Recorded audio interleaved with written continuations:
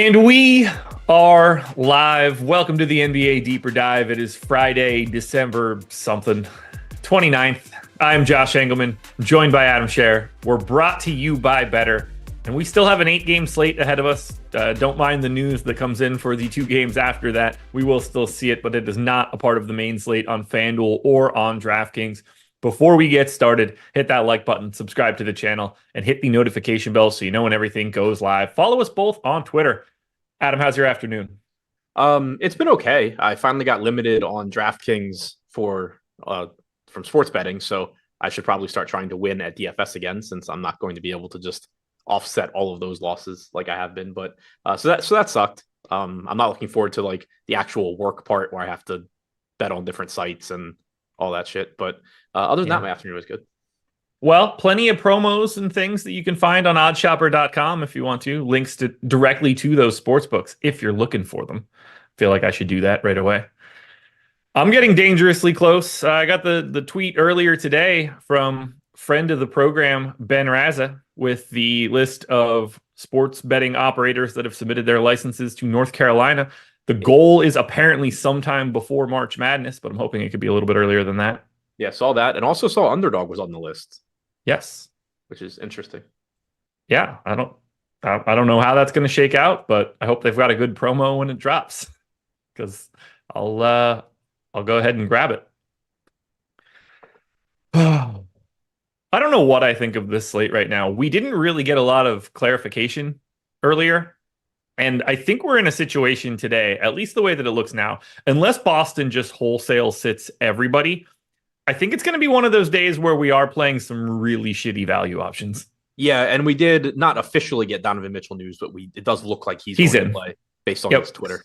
Yeah, correct. So yeah, I mean, that potential value, not that there was a ton there anyway at this point, but that appears to be gone.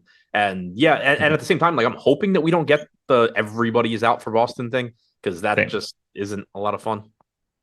Yeah. Donovan Mitchell let us know that he is likely playing via a hidden message. Yeah. You know what would be really helpful on a slate like this is if we had 2 additional games that happen to have value in them. Yes, that would be incredibly helpful. These 2 games should be included in the slate because they are not timed incorrectly. If the Oklahoma City game and the Charlotte game were both at 8 o'clock, I could justify this one a little bit more. Since they are at 9, I would rather just have the full slate. Yeah, the only saving grace is we don't have to deal with Moses Brown on the main slate. The saving thing for me is that I would probably project him for 16 minutes, not get him, and then that asshole is going to go out and play 32. Right. You're going to be wrong no matter what. So at least that's limited to just the night slate and not both slates. Oh, that's nice. I figured you would just tell me that I'm going to be wrong no matter what, and that has nothing to do with slates or anything. I'm just going to be wrong for all things. No, I was including both of us, Moses Brown specifically. You, obviously, it applies to many other things. Yeah, that's fair. You ready to talk some basketball? Yeah. The New York Knicks are 1-point favorites in Orlando, 226 total. Like really scattered ownership coming into the Knicks. I'm just going to read off the numbers of all the guys that matter. 5, 13, 11, 6, 8, 7, 6. It's just everybody from the Knicks is 5 to 10% owned right now. I have way less Hartenstein than I had earlier today, but I also have 8 different Knicks right now. Yeah, and I think that makes sense. I mean, that's pretty much how it looked this morning, and not a lot has changed. They don't have a great matchup, but they are reasonably priced. Randall, clearly, you're always fine getting there. Hartenstein, we talked about a bit this morning. The playing time has been there as a starter. The production hasn't been great, but as a result, the salary is still relatively inexpensive for a guy that is playing, 32, 33 minutes on average and can play more if he's not in any sort of foul trouble. So 11% ownership coming to him makes sense, even though the matchup's not great. Obviously, you can always get the Brunson. Barrett looks fine. Quickly, we talked about a bit as well. Has played well this year. Pretty much like every lineup that he's been in has been good this year. Tibbs is an incredibly stubborn coach, so who knows if or when Quickly consistently gets more minutes, but we know from time to time he gets 26, 27 minutes. He looks okay at 4,900. There's nothing that stands out from this team, but I think you can reasonably play any of like 6, 7 guys. I don't want to like just say dunks and threes plus minus and stuff is the be all end all. And they tend to like a little bit overrate some perimeter defense. Uh, Emmanuel Quickly in 2022 worth 6.5 wins. 2023, basically 8.5 wins. That's like a $35 million player, and this dude plays 23 minutes a night. Yeah. He is not coming back to the Knicks next year. I actually had no idea how good he's been. Just because, like, I mean, I have no reason to actually dig into that stuff. It doesn't affect DFS, but especially on a Tibbs coach team, because there's no use in trying to say, oh, this guy's going to eventually get more minutes, because he probably won't. Until the Knicks beat writers have just been kind of harping on it recently that he really should be playing more. I just kind of assumed he was, your sixth man that is decent but isn't anything special. I had no idea how good he's actually been. Yeah. I mean, he played 29 minutes a game last year and played 81 of 82 games. His minutes per game now are down 5, and this is essentially the exact same Knicks team. I didn't realize he played that much last year either. Neither did I. 60% true shooting this season. He's shooting 40% from 3. It's just silly. But that said, he is the guy that I have the most of right now. So hopefully Tibbs comes to his senses in 2 hours, because that would help out a bunch. But yeah, I have a little bit of all of these dudes. Do I want that? No, but that is just a testament of what this slate is right now. Anybody like... I guess there's not much else to say here. Yeah, I don't really think there is. Like, there's nothing. It's not a great matchup. There's not like one guy that is wildly underpriced. They just all look decent. Yeah. And it is one of those spots where, like, the one thing about Tibbs is we can look at this team and pretty much know exactly what's going to happen today. And that tends to make the Knicks pretty uninteresting in DFS because their prices are usually pretty staple. Then we go to the Magic. Oh, go ahead. No, I was just agreeing with you. I didn't think you were going to try to do it since you were drinking, but you did. That's why I got it in there. But anyway, the Magic side of this one, very different. They are not as owned. 9% to Franz, 8 to Jalen Suggs, 5 to Paolo Banchero. A little bit different on FanDuel. Suggs is 19, Franz Wagner is 16, Cole Anthony is 10. We have a Q tag on Gary Harris. We have... Where'd it go? Q tag on John Isaac. No Joe Ingles.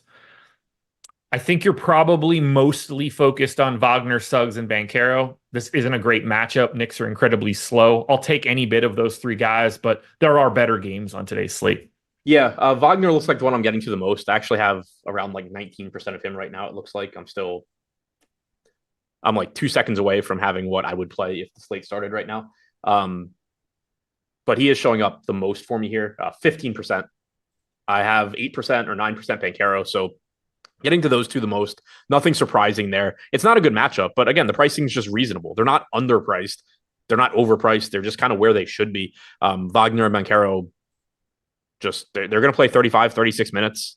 They look fine. 5% ownership to Banchero, 9% to Wagner. Optimal percentage for both guys is right there as well. So I am a little bit over on Wagner. I'm a little bit over on Banchero. I'm getting to basically nothing else. 1% Cole Anthony, 1% Jalen Suggs, 1% Anthony Black, and Jonathan Isaac. I don't really see much here. I wouldn't be upset if I was getting to a little bit more Suggs. He certainly can play a couple more minutes without Gary Harris, but Banchero and Wagner are the only pieces I'm really getting. We're going to do this one again, and I don't care to get into it because it really doesn't matter.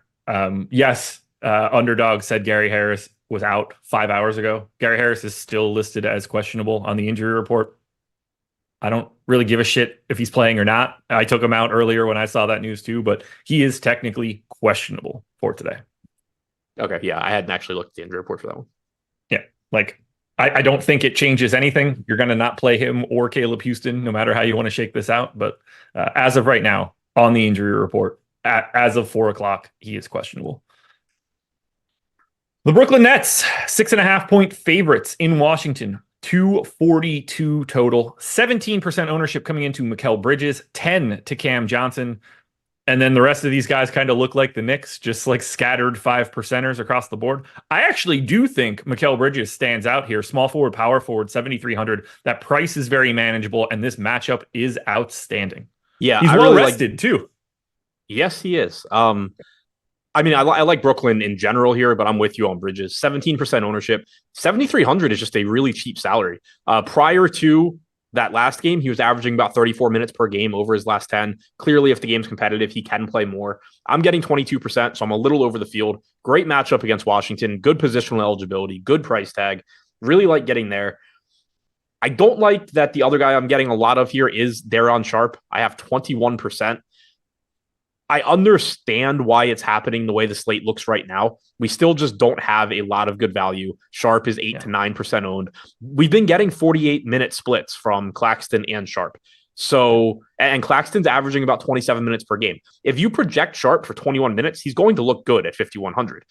The problem is if Claxton's not in foul trouble and the game doesn't blow out, it is likely that you're getting something closer to, 29 minutes from Claxton, 19 from Sharp, probably something like that. But we know that he does have a ceiling at this price tag. And until better value opens up, I don't mind going after that ceiling. I have him in for like 18 to 19 minutes right now, and he's still showing up for me. So it's not a play that I'm confident I have a lot of it locked. But if we don't get better value, him being a center sucks because obviously the opportunity cost is high as well. But if we don't get more value opening up, you're going to have the field just playing a bunch of, shooting guard, small forward type guys that are 4,800 and 0.75 DraftKings points per minute. At least Sharp is a good point per minute guy. You just have to run good on the minutes. Yeah, right now I have 10%, so right with the field. I'm right around the field on Mikal Bridges as well. I'm still over on Cam Johnson, which I hate. Like, he's been dialed back, but I guess just you turn every 0.95 fantasy point per minute guy into a 1.05 fantasy point per minute guy when you face the Wizards, and everybody starts to look a little bit better. Price tag works, position works. Those are the three guys that I'm getting to at least 10% of, but I have a Dinwiddie share, a couple Claxton shares, Dennis Smith Jr. share, Cam Thomas share, which is all fine with me. I'll take any bit of Brooklyn today against Washington for the most part. Don't give me like Trendon Watford or something. Yeah, I'm getting to like 10% of a lot of other pieces here. 10% Dinwiddie, 10% Cam Johnson, 9% Thomas, 7% Finney Smith, 6% Claxton. Getting to a lot of this team, and I'm very happy with that. I don't love that Sharp is my second highest owned guy here, but I understand it with the way the slate looks right now. The one thing that I do have that I like, that I'm confident in, that I'm very happy about is Mikal Bridges. You and me both. On the Washington side, 9% ownership coming into Daniel Gafford, basically scattered single digits to everybody else that has a pulse on this team. Gallinari still questionable. And if I didn't mention it before, Claxton and Dorian Finney-Smith are both available today. They were questionable earlier. I'm getting to 15% Gafford, which I like. His minutes have been trending up as of late, and I've been starting to bump that up a little bit more. So I have 15% at 9% ownership. I assume this will be the day where he plays 21. But what are you going to do? I think he looks the best of anybody. I'd like Kuzma. There's just a lot of Kuzmas today. Yeah, exactly. I'm getting to 8% Gafford. That's the most I'm getting of anybody on Washington. So I'm right around the field there at 6K. Like you said, he's just been playing more. For a while, Gafford was somebody that you could play in tournaments because he's a good point per minute guy, and occasionally he would play upper 20s in minutes. Now, barring foul trouble and blowouts, he's regularly getting upper 20s, low 30s in minutes. So the ceiling is certainly there. You're just dealing with the opportunity cost at center. I'm getting small amounts of Tyus Jones and Delon Wright, each at 7%. Wright's only 4K. I think he's interesting because he's 1% owned in large field tournaments, at least with the way value looks right now. He certainly just kind of goes away if Boston starts ruling guys out or, we get more news elsewhere. But kind of like I was saying with Daron Sharp, you're going to get, the way things look right now, ownership coming into a lot of guys that just aren't very good, that are 15, 10, 15, percent owned. 1% Delon Wright, even if he ends up being like 3% at 4K, he could just play more minutes than expected and be good. So I don't mind getting like 7% there. I'm getting 6% Kuzma, 6% Tyus Jones. Getting small amounts of pretty much everybody relevant on Washington, but not a lot of anybody. Yeah, the most I have 15 of Gafford and then 5% of Kyle Kuzma. So it falls off pretty quickly. But, I wouldn't mind having any real bit of Avdia, Poole, Kuzma, Gafford, Tyus Jones to a degree. Jones is the only one that like scares me just because of DeLon Wright. Like, I don't think they give a shit whether it's Tyus Jones or DeLon Wright is the guy that's running their show. I don't know. Anything else here on your Wizards? No, really good game environment. I think it's a team where if you have a lineup and you just need a low owned guy at a specific price tag or position, you can probably grab a Wizards guy or a Brooklyn guy. And although they're a little bit more popular, and be fine. I think All right, folks. I think Bridges is the best play in the game. I completely agree. Schedule for the rest of the day is quite easy. NBA Live Before Lock coming up next. Nothing else going on. So for the 1,300 of you that are here, hit that like button now. Makes me feel a little bit better, but make sure you're sticking around all the way up until 7 o'clock. Also, if you haven't done it yet, go and grab our avatar, stokastic.com/avatar. Get our logo. Use it on DraftKings, FanDuel, Owner's Box, Yahoo. If you finish in the top 3 of a contest with 5,000 or more entries and you're using our avatar, you get 1 month of whatever Stokastic package you want for free. That could be a $200 value if you want to come in and grab the NBA Sims package. And all you have to do is tweet that win at Stokastic HOF. We want to show it off. We want people to see that you are representing us. And we want to just acknowledge the fact that you succeeded using our avatar. So you get a little something, we get a little something, and it costs you $0. This is totally free to do, and it gives you the opportunity to get behind our paywall and see what we've got to offer. So stokastic.com/avatar. Yeah. And DK is doing it wrong. So you nailed it. Sacramento Kings, 1-point favorites in Atlanta, 252 total. This is 10 points higher than the Brooklyn and Washington game. 10% ownership coming into De'Aaron Fox, 15 to the Barnacle of the Bay, about 15 to Trey Lyles. I have the most of Trey Lyles here, and I hate it. It's one of the easier ones for me to explain, though. Like, I'm with you as far as I don't love it. I'm getting 15% right now, so he's my second highest owned king behind Keegan Murray, which I also hate. But you got an additional position for Trey Lyles, and you lowered his price tag at the same time, and it's a really, really good game environment, and it's a slate with weak value. So it makes sense why he's showing up. That one is just easy to explain. 14% ownership, 16% chance of being optimal. I have 15%. It all looks fine.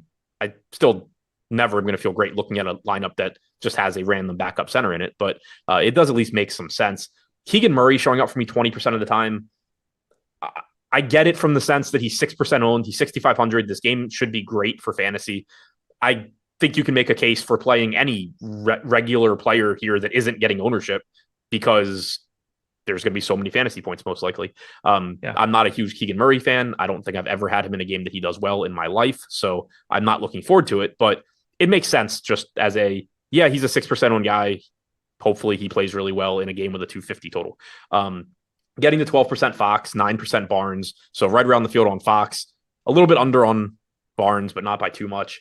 Getting to 9% Monk, which is a little bit over the field. I think he's a really interesting play here at 5,700. The salaries come down a little bit as we've seen his playing time become a little bit more sporadic. He was also dealing with, I don't remember if it was an injury or an illness, but he was dealing with something that caused him to be questionable for a prolonged period of time. He's over a fantasy point per minute guy. He very easily can close games for this team. We've talked about Sacramento a lot this year, how when they're healthy, their closing lineup is essentially Sabonis, Fox, and pick 3. So, and Monk is among the pick 3. So you can get those minutes. I think whenever he's low owned at 5,700 or anything in that price range, he's an interesting play. Then you put him in a game like this and it becomes pretty appealing. Sabonis showing up 7% as well. Obviously, I love that. Fields at 7% as well. Center only on DraftKings, so higher opportunity cost. On FanDuel, you have power forward eligibility. So he's a little bit more expensive on FanDuel, but he is getting a little bit more ownership at 10% because of the power forward piece. Yeah, I'm happy to get any piece of the Kings here, and I do have a scattered amount of Lyles, Monk, Murray, Barnes, Fox. I actually don't have a single share of Sabonis, but there's enough center talent out there today that I'm not totally shocked about it. Like, if we get to Houston and I have a shit ton of Şengün, I'm going to be totally okay with that given his price. Or like Jokic, potentially, Reed, Bamba. No shortage of centers, that's for sure. On the opposite side for Atlanta, 20% ownership coming into a $9,900 Trae Young, 10-ish to Bogdanovic, and then around 5 for Capella, Murray, Jalen Johnson, Okongwu, Sadiq Bey. Much like the Sacramento side, give me all of Atlanta, but I think the best play in the game is on the Atlanta side in Trae Young. Yeah, I think he looks really good here. $9,900 price tag, great matchup. In the games he's played with DeJounte Murray and Jalen Johnson active this year, 1.36 DraftKings points per minute, 36 minutes per game. He looks really, really good. I am getting more DeJounte Murray, though. I have 13% Trae Young right now. That's fine. If I had more, I wouldn't mind. But I was getting a lot of DeJounte Murray this morning. I'm still getting a lot. This is one that I really hope does carry over to the actual slate because he's just not getting much ownership here. He's very fairly priced at 7,700. He has point guard and shooting guard eligibility on DraftKings. We have him at 10% to be optimal, 7% owned. It's not like it's a direct leverage play to Trae Young either. Like you could play both of them. That would be fine. But in a decent percentage of games where a popular Trae Young does disappoint, it's because DeJounte Murray is playing really well. Not to say that DeJounte Murray playing well means Trae Young won't play well, but of the percentage, whatever the percent is that Trae Young plays poorly, a good percentage of those games is DeJounte Murray outperforming his expectations. So he sort of works as a leverage play in that regard to Young. But even if you ignore the Trae Young component of it, 7,700 Murray in this game at 7% ownership just looks like a really good play to me. I was happy to be getting it this morning. I love that I'm getting it now. I really hope that that continues. So I have 17% there, so around 2x the field. I'm getting the 12% Bogdanovic, pretty much in line with the field there. And then smaller amounts of Bey, Capella, Johnson, Okongwu, pretty much what the field is doing. The only thing that I'm really doing differently than the field right now is getting to DeJounte Murray. How much Murray did you say you had? 17. Okay. Yeah, I have 8 there. I'm doing something similar to you, but it's not Murray. I've got 15% Jalen Johnson and 15% Sadiq Bey. That's shocking. Yeah. Look, I'll take 15. Earlier in the week, it was 87 at 5% owned. So I think 15 is pretty manageable. I do have 18% Trae. I have 16% Bogdanovic. So I am getting to all of these guys, but I don't mind taking that stand on the Johnson and Bey duo. Feels like one of those guys could be decent today. I wish that it wasn't just power forward only for both of them. The one thing I do want to, and I don't want to say avoid because that's not the right way to say this, but I am definitely like happy that I'm not getting to Capella or Okongwu right now, just because of the way that the minute situation looks like it's going to be. I'd rather just not have to be like, oh, okay, I got the Capella day where he does play, or I got Okongwu and he didn't play the 24 minutes. Now that they're not playing alongside of each other, or it looks like they're not playing alongside of each other, I'd rather just go back to like not really caring. Yeah, and I think to just sort of clarify what you were saying, Capella and Okongwu still certainly can go nuts in this game, but it's harder. We're back to where we were earlier in the year, where they're going to play 48 minutes, you expect. And that could be 28 Capella, 20 Okongwu. It could be 25, 23. They're cheap enough where if you get 28, 29 from Capella, he probably has a pretty good game. If you get 26 from Okongwu, especially with power forward eligibility, he probably has a good game. They're still playable. They still have ceilings, but they're not as favorable as they were when Jalen Johnson was out. Yep. Yeah. So I would rather just like not have it, even though great environment for it today. Anything else for Atlanta? I mean, I think you and I are both on the same page here. Whatever you get of Sacramento and Atlanta in terms of the guys that like legitimately play, you'll feel pretty good about it with a 252 total. Yeah, agreed. It's just a really good game overall. Are you handling the fact that it is not a scam at all? I don't really how it is. Yeah, I don't really feel like explaining it, but I do agree the optics of it are a problem. I talked about it with somebody on Twitter recently. It's just very hard to explain to people what is happening there. They just see, oh, you're expected to win this much, and then you don't. Think of it like you're watching the show, so I assume that you're familiar with DFS. Think of it as like playing a showdown slate that tells you it's $1 million to first, but if you play the same lineup as everybody else, you get $200. You know, it's the same kind of thing. You should be trying to obviously hit all of your picks, but make picks that are contrarian. So there's a DFS component to it that I don't think people are really understanding, and it's making it seem worse than it is. Also, and that's pretty much all I know about the game. I don't have anything detailed to say. Maryland had it for, I think, like 6 days and it went away, but it was like 6 seconds. Honestly, I felt like you were like, I have it. Oh, by the way, I don't have it. I had it long enough to be like, you kind of put it on the back burner. Like, I need to build some stuff for this, get good at it.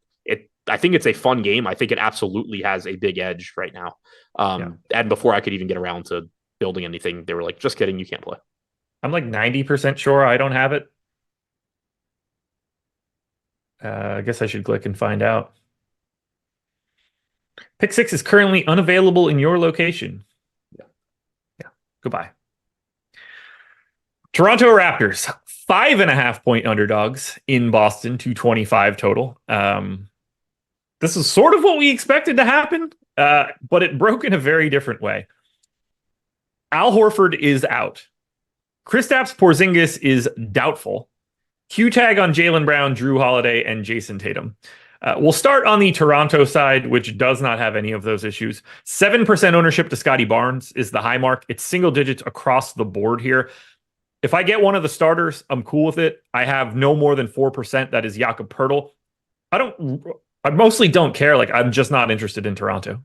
Yeah, I'm getting a little bit. I have 9% of Gary Trent, which is the high mark for me. Point guard, shooting guard, 5,200, assuming he starts again. He's 4% owned, so I'm a little bit over the field there. I have 7% Anunoby, which is a little bit over the field. 5% of Poeltl, Siakam, 4% of Barnes. So I'm getting to all the starters right now, but all in small amounts. It's obviously a tough matchup against Boston, though it could certainly get a bit easier if they are resting all of their guys. But it's a correctly priced team in a tough matchup. If you want to grab any of these starters and just say, yeah, this is going to be my 4% owned guy in this lineup, then great. But that's pretty much all that they're good for. Olrat hit us with a super chat earlier for a DK Cash question. Sabonis and Watson or Jokic and Lyles? I already did that one. The Jokic side projects like 6.5 points better. Yeah. And by already did it, I mean, I saw it come in and already looked at the projections. I didn't talk about it. I don't think you could be playing Sabonis in cash today either. Like, you can, but he's not like a highly likely cash game center today. Good luck on great game to get Pat Fitz. I think I lasted 1 day before I got limited. Wait, what?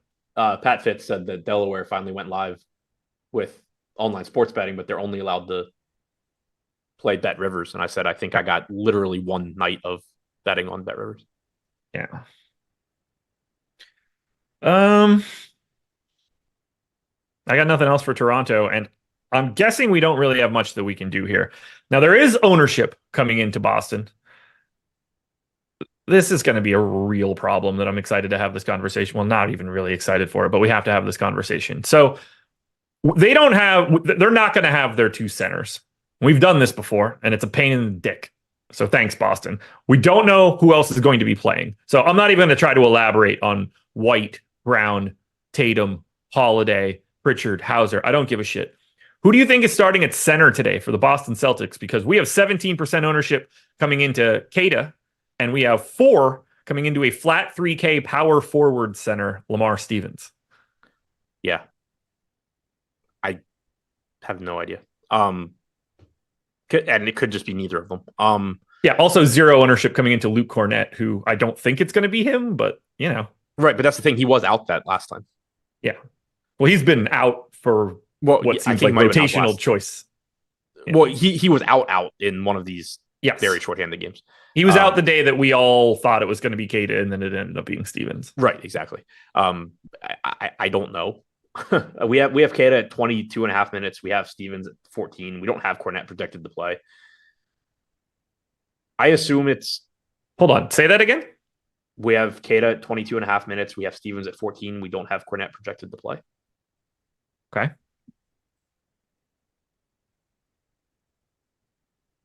At least as of when the show started, we did get an update. Okay.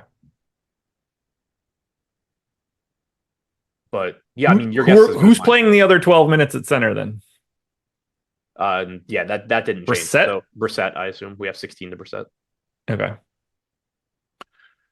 Yeah, what do we do? Like,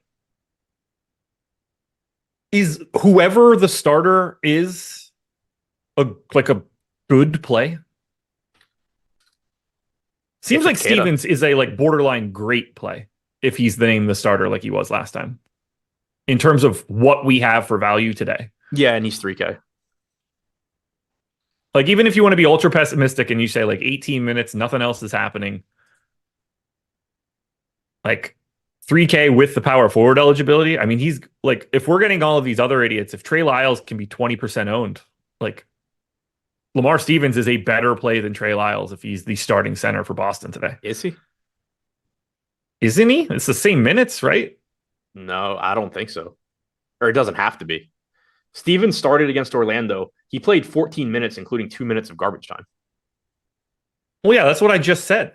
I was just like, if you're projecting him as the starter for like 18 minutes, which is what I don't think you can do any, like, he can't be the starter and we project him for 12.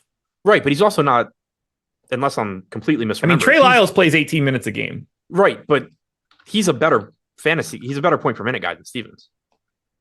I don't know how limited this sample is going to be that you're going to look up for Stevens, but I think you might be surprised. So for his career, he's 0.71. This season, Correct. He's 1.15. Yeah. But that's 11 games at 53 total minutes. I would really like to add in last year as well. And that is just something I would have to query on my own. Can you get that out of Muse? Last year? Yeah, I have him oddly high in my model, and that's pretty surprising to me, but I trust you on this one. He was 0.65 last season, 1.15 this season. Overall, 73 games played, 1,173 minutes, with 1,120 of them last year. Puts him at 0.68 DraftKings points per minute. Very interesting, too, especially the way that they would use him in this scenario for Boston, because he's clearly not being used the way that he was being used in Cleveland. Yeah. Trey Lyles, by comparison, last 2 seasons, 0.91, 0.82 this year. Yeah, I was paying attention to that last, like the yearly number, like just assuming that it was even at least a little bit in that range. I mean, even still, though, we're talking about 3K versus. Did you disappear or did I? Oh, good, because I don't know what he was saying. Yeah, so to, I guess, kind of round that one out, if Lamar Stevens is the guy that starts, he is 3K, power forward center eligible.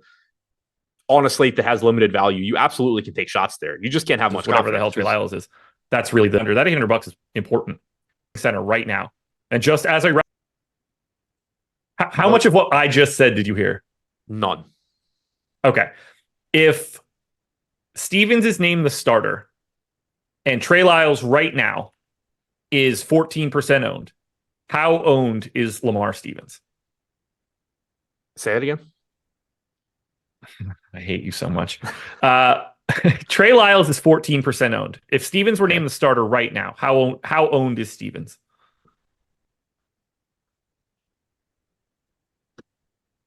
Probably around 14. Okay. I feel like that goes to like 20, 25. God, that would be an awful play. Probably. Like I think anything in that 10 to 15 range is like doable because we don't know how many minutes he's going to play, but if he gets to like 25%, again, for the most part, this guy has sucked on a per minute basis for his career, unless you really believe in 50 minutes this year. We have a 1 game sample of him getting a spot start and just being a fake dude. That doesn't have to be the case again, but the assumption shouldn't be that he's playing like huge minutes and this great play. If he got to like 25%, I think he's an awful play. What do you think his consensus minutes projection would be if he was the starter? 20? Probably around there. Yeah, like that's just going to show up on the slate. Thinking about every dumbass idiot that we have that's current value. Like I think it just shows up. Like, would you rather get to him or Mo Bamba? Not the same price or position, but sort of the same position. But still, we're talking about value plays to get to. Probably Bamba. Yeah. I would still definitely rather get the Lyles. Okay. And then I have no idea what we do with Keita if that's the same situation that happens. How much do you want to project Keita for if he's starting? 24? If he's starting, probably like 24, 25. Okay. Yeah, like I went 22 and I'm getting him. Yeah, if Keita's starting, I think he looks good. If it's Stevens, I'm really scared. If it's Brissett, I'm more interested in Brissett as a starter than I would be Stevens as a starter. Yeah, same. Well, small forward, power forward is just better. Well, and I think Brissett's just a better fantasy player. Yeah, I think they both just suck. It's probably is my guess. Brissett 0.76 last 2 seasons. Two different flavors and not great. Yeah, but one is like bad and one is tolerable. I'm a big believer in the 84 minutes that Lamar Stevens has played this year for the Celtics. Adam, you don't seem to be taking that tiny sample. Oh, it's 84. StatMuse at 53. Oh, I just picked a number of of under 100.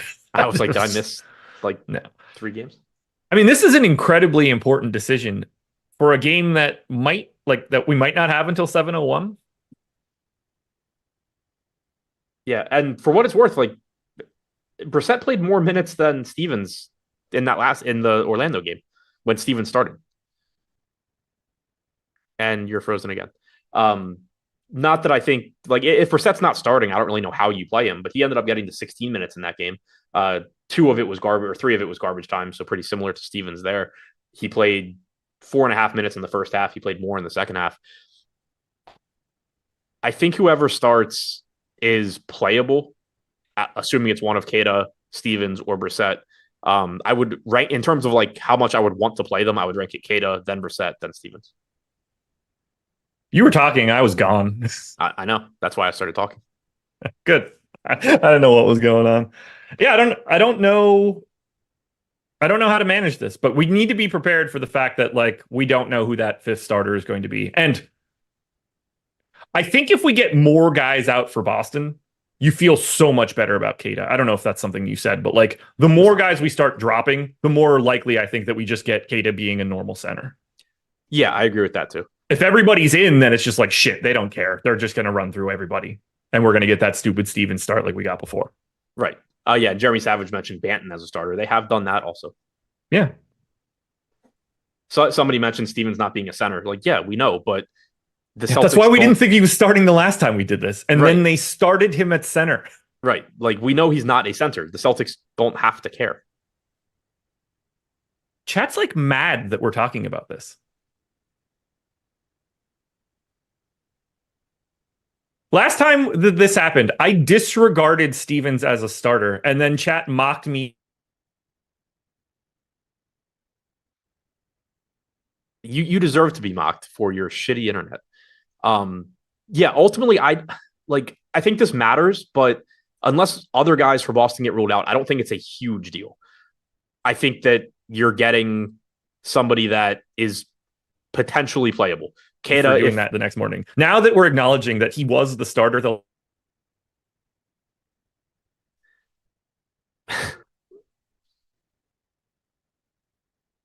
okay. Yeah. Yeah.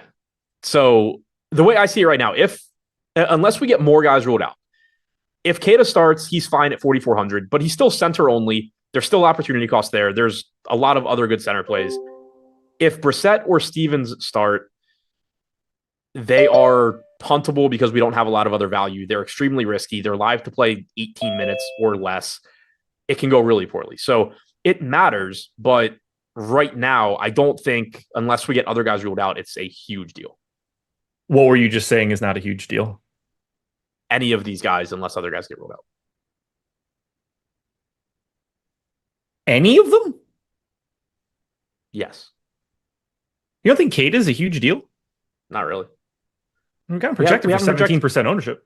Yeah, if he starts, he's the best of the 3. He's still a $4,400 center that's live to play 20 minutes on an 8-game slate. I think he starts to become very interesting in relationship to Mo Bamba. Sure. I think he matters the most. But if Keita's coming off the bench, you're probably not playing him on the slate at 4,400. Is that true? I think so. What makes him different than Bamba? I don't know, Bamba being better. I'm just saying, both of these guys at the same price tag coming off the bench, are they not the same thing? I think there's more certainty in Bamba's minutes. That's fair. And plus, I think there's more uncertainty in Paul Reed's. Yeah, that goes hand in hand. Yeah. I don't have anything else for Boston. We need that news. That's going to dictate everything. And I don't even just mean who's starting at center, but what of the other 4 real players on this team, what are they doing? And also, for the season, Keita, 0.97 DraftKings points per minute, Bamba 1.29 is the other difference. What's Bomba's sample? Lamar Stevens? 132 minutes. Okay, that's more than I actually thought it was going to be. All right, so I don't have anything else here for 1.07 Boston. last 2 seasons. Okay. Nothing else here for Boston. You? No. Better is the sponsor. Up to $500 on your first deposit is what you get. This is an absolute no-brainer to start off. You should hit every one of these. I'm going to do this when I get legalized for North Carolina. I'm going to be in every single sports book for whatever their deposit match bonus is, because starting off your bankroll is the most important thing you can do. Better is just like your traditional pick'em site. You could 100x your money if you get 8 picks correctly. You're going to be doing this for NFL, NBA, NHL, and more. But really, I want you guys to just build a bankroll and then figure out where you want to be. That is going to be the best thing that you can do. And that's going to be the best way for you to take advantage of this better deposit bonus. Again, up to $500 on that first deposit. Legal age for gambling is 21 or over in most states. And if you or someone you know has a gambling problem, please call or text 1-800-GAMBLER. Milwaukee Bucks, 6-point favorites in Cleveland, 239 total. 18% ownership coming into my boy, Chris Middleton. 10 coming into Brook Lopez. Very little coming in elsewhere. Don't have a ton of interest in Milwaukee. Where are you landing here? Same boat for the most part. 14% Lopez, 14% Middleton. It's not a great matchup. Cleveland's a very slow-paced team. They're solid defensively, though obviously without Evan Mobley, they're not as potent as they typically are. But I'm getting to those two, and I think it's fine. 5,600 for Lopez is a reasonable salary. He's averaging 32, 33 minutes per game over his last 10. You're hoping, obviously, to get some blocks, knock down some threes. The production comes and goes, but he's getting 10% ownership just because he is relatively inexpensive. Middleton's playing time's been up. He's getting 18% ownership. Shooting guard, small forward, 6,700. So I'm right around the field on those two. I would expect them to be the two highest I get to. That's, like I said, what I'm getting to right now. Other than that, there's not a lot that stands out. Connaughton is showing up as a decent value just because of the lack of other value on the slate. He's only 3,600. Fields getting to 8%. So am I. I'm getting to 8% Portis at 5,800. We know the deal with Bobby Portis at this point. He is a good point per minute guy. His playing time can range anywhere from like 20 minutes to 27 minutes. He is low owned. He's about 4% owned. So I do prefer him on slates like that, because in games where Giannis and Lopez are playing, Portis' outlook never really changes. It's still all of the volatility. So when he's really popular, because he'll have 2 good games in a row and then everybody plays him, I hate playing him because he can just as easily do nothing. But when he's 4% owned, especially on a slate where you don't have good value, I do think he's intriguing at 5,800. Not sure if you said it or not before when I was cutting in and out, but Danilo Gallinari out today. I did not say it. I hadn't seen it. Okay. Anything else for Milwaukee? Jonathan Isaac is out. No. Jonathan Isaac is out. I was wondering why I wasn't getting these notifications on my phone, and that's when I realized that I had muted all of my notifications. For the Cleveland side, 9% ownership coming into Donovan Mitchell. No ownership coming in anywhere else for Cleveland. By all accounts, Donovan Mitchell is going to be playing today. That would really fly in the face of his normal tweets. I have 32% right now, but I'm guessing his ownership comes up a little bit with him whenever he gets ruled in.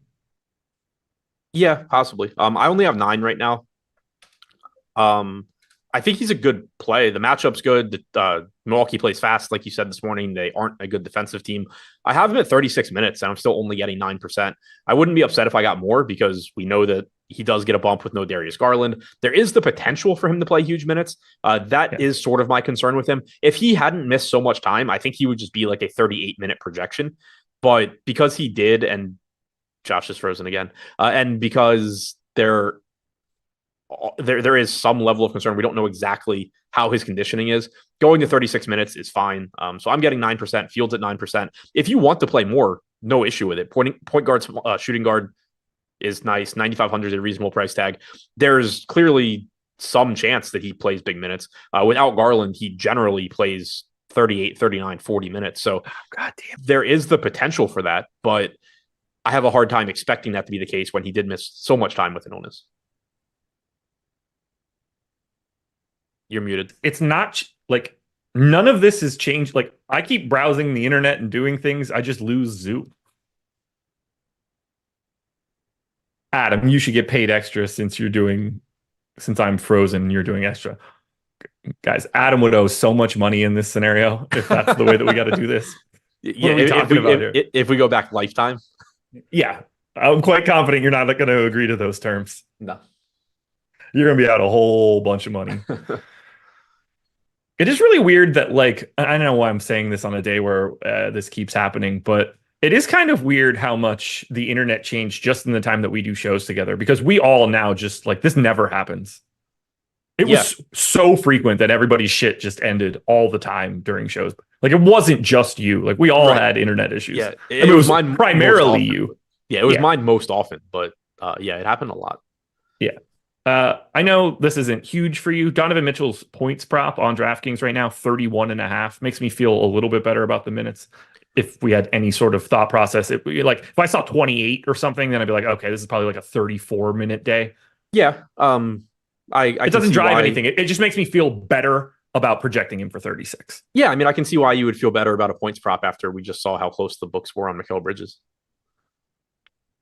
That's not the same thing.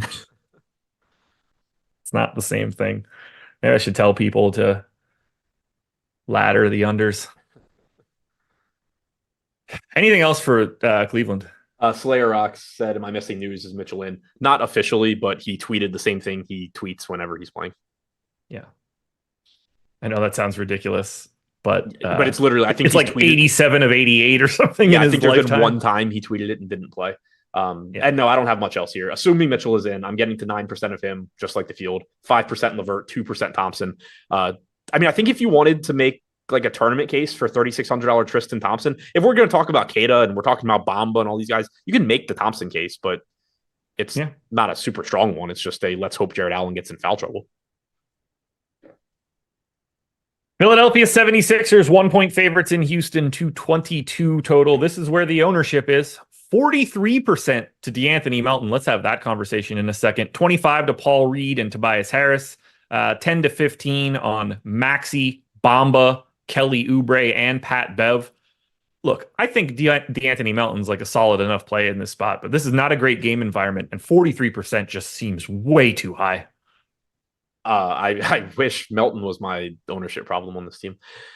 I have 22% or 23%, so I'm with you that it seems a little bit high. I think he's a perfectly fine play. I think that 43% is crazy. We have 28. We have another 28% chance of being optimal. So again, at this price tag, without Embiid, he's fine, but 43% is extreme. Yeah, like he's obviously a completely solid play. There are a lot of 6K dudes on either side of him getting no ownership, and he's at 43. Like, that is outlandish. This isn't even like a Sacramento spot or an Atlanta or Portland, San Antonio, Washington. Like, Houston is a good defense and slow. Like, we're not even getting some sort of like game bump for Melton. Right. Probably a weaker defense today than usual, but still. Are you gone again? Yeah. So, like, I have 26%. That seems reasonable to me, and I'm cool with it. You back? Oh, son of a bitch. Oh, I thought you did you fake me out there? No, you froze, and then I started to talk, and so what not only are you freezing, but every time I go to talk, what you were saying starts coming through like on a delay. When you come back, everything you said plays really, really fast in my ears. But when I looked at you, it looked like you just went. But I think I was just frozen. Dumbfounded that this was happening again. It's probably going to happen again. But anyway, whatever you were going to do it. I don't even know what I was going to say. Oh, I was just saying that Houston's defense probably isn't as good with their current personnel, but it's still not correct. A Sacramento-Atlanta matchup. Correct. The rest of these guys, like the guy that I'm getting to the most right now is Tobias Harris at 6,800, 23% owned. I basically flip-flop Melton and Harris's ownership, which I will happily do. Yeah, I got to 19% Harris, which I'm happy with. Field is getting to 23%, so I'm around the field on him, not as far below as I am on Melton. How much Patrick Beverley are you getting to? 1%. All right, well, combined, we're getting to about, on average, 15 or 16%. You have 30 Pat Bev? I do. And I don't really know This why. is the guy that's telling me that like these Boston value dudes aren't going to be that interesting. I had 12% of Stevens. 0.75 fantasy point per minute Pat Bev. as a backup point guard, never going to see the floor. Yeah, I mean, I don't think this holds through lock, but yeah, 3,600 Pat Bev in 16 minutes is showing up a lot. Again, I think that that becomes lower. The field's at 9 to 10%. Like he's right now, he is actually a thing, sort of. Yeah, that's why I was having a Stevens conversation 20 minutes ago. Yeah. Yeah, like I said, I had 12% Stevens. I had like 8% Keita. Yeah, well, we can't all get 30% Pat Bev. I have 25 of Melton, 25 of Bamba, 25 of Reed, 45 of Tobias Harris, 10 of Oubre, 10 of Maxey. I just have a ton of Philly.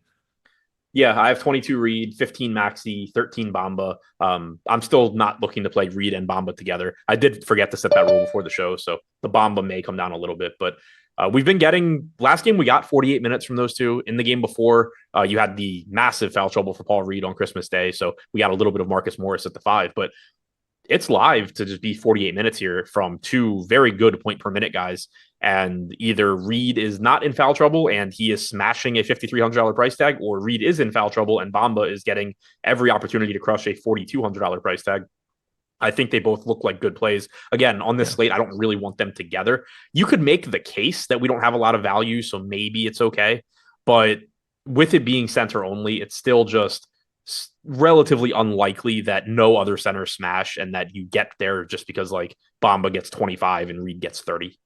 Well, right out of the gate now, the easiest way to explain it is if you have Paul Reed, you'd just rather have Keita than Bamba. I still don't know if that's true. You would rather play both of the centers from Philly than just get the other value guy that's the same play. Insane. You just half advocated for like not playing them together. Then I gave you the out, and you're like, no, that's the one I wouldn't do. Keita's not the out. Paul Reed. I think he's gonna be. If Paul Reed plays 28 minutes and Mo Bamba plays 20, I would rather have Reed and Bamba than Reed and Keita if those are my two choices. Ooh, I don't know. I mean, obviously, this is all ownership dependent. Sure. Like, we don't know what Keita is owned if he's named the starter. And we don't know what Keita being named the starter could do to the ownership of Bamba and Reed also. Yeah, that's also true. But I'm thinking of it more, if I have Reed, I just want like, I don't know, Gafford or Claxton or an Atlanta guy or somebody real. Yeah. Like I'm thinking about that works for me too. Right, but that's how I'm thinking.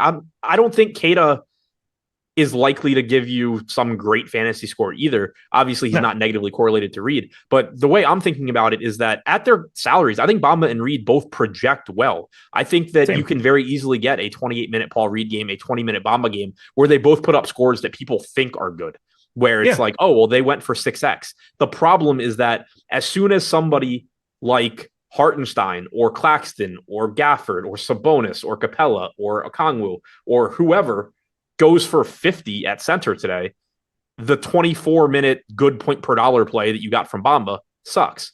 So you still really, if you're playing Reed or Bamba, if you're playing Reed, you're hoping you get the 32-minute game and Bamba only plays 16. If you play Bamba, you're hoping Reed gets in foul trouble. That's your path to actually winning a tournament, I think. I'm with you there. Yeah, just stop. Anything else for Philly? I'm getting 8% Oubre, which is down from this morning. Fields only at 11%. I think he's kind of interesting for like all of the reasons that we were saying that he was scary this morning. Shooting guard, small forward, 5,800, hasn't been playing well. As a result, he's 10% owned when Melton is 43. Kind of interesting. But like I said, I am still getting more Melton.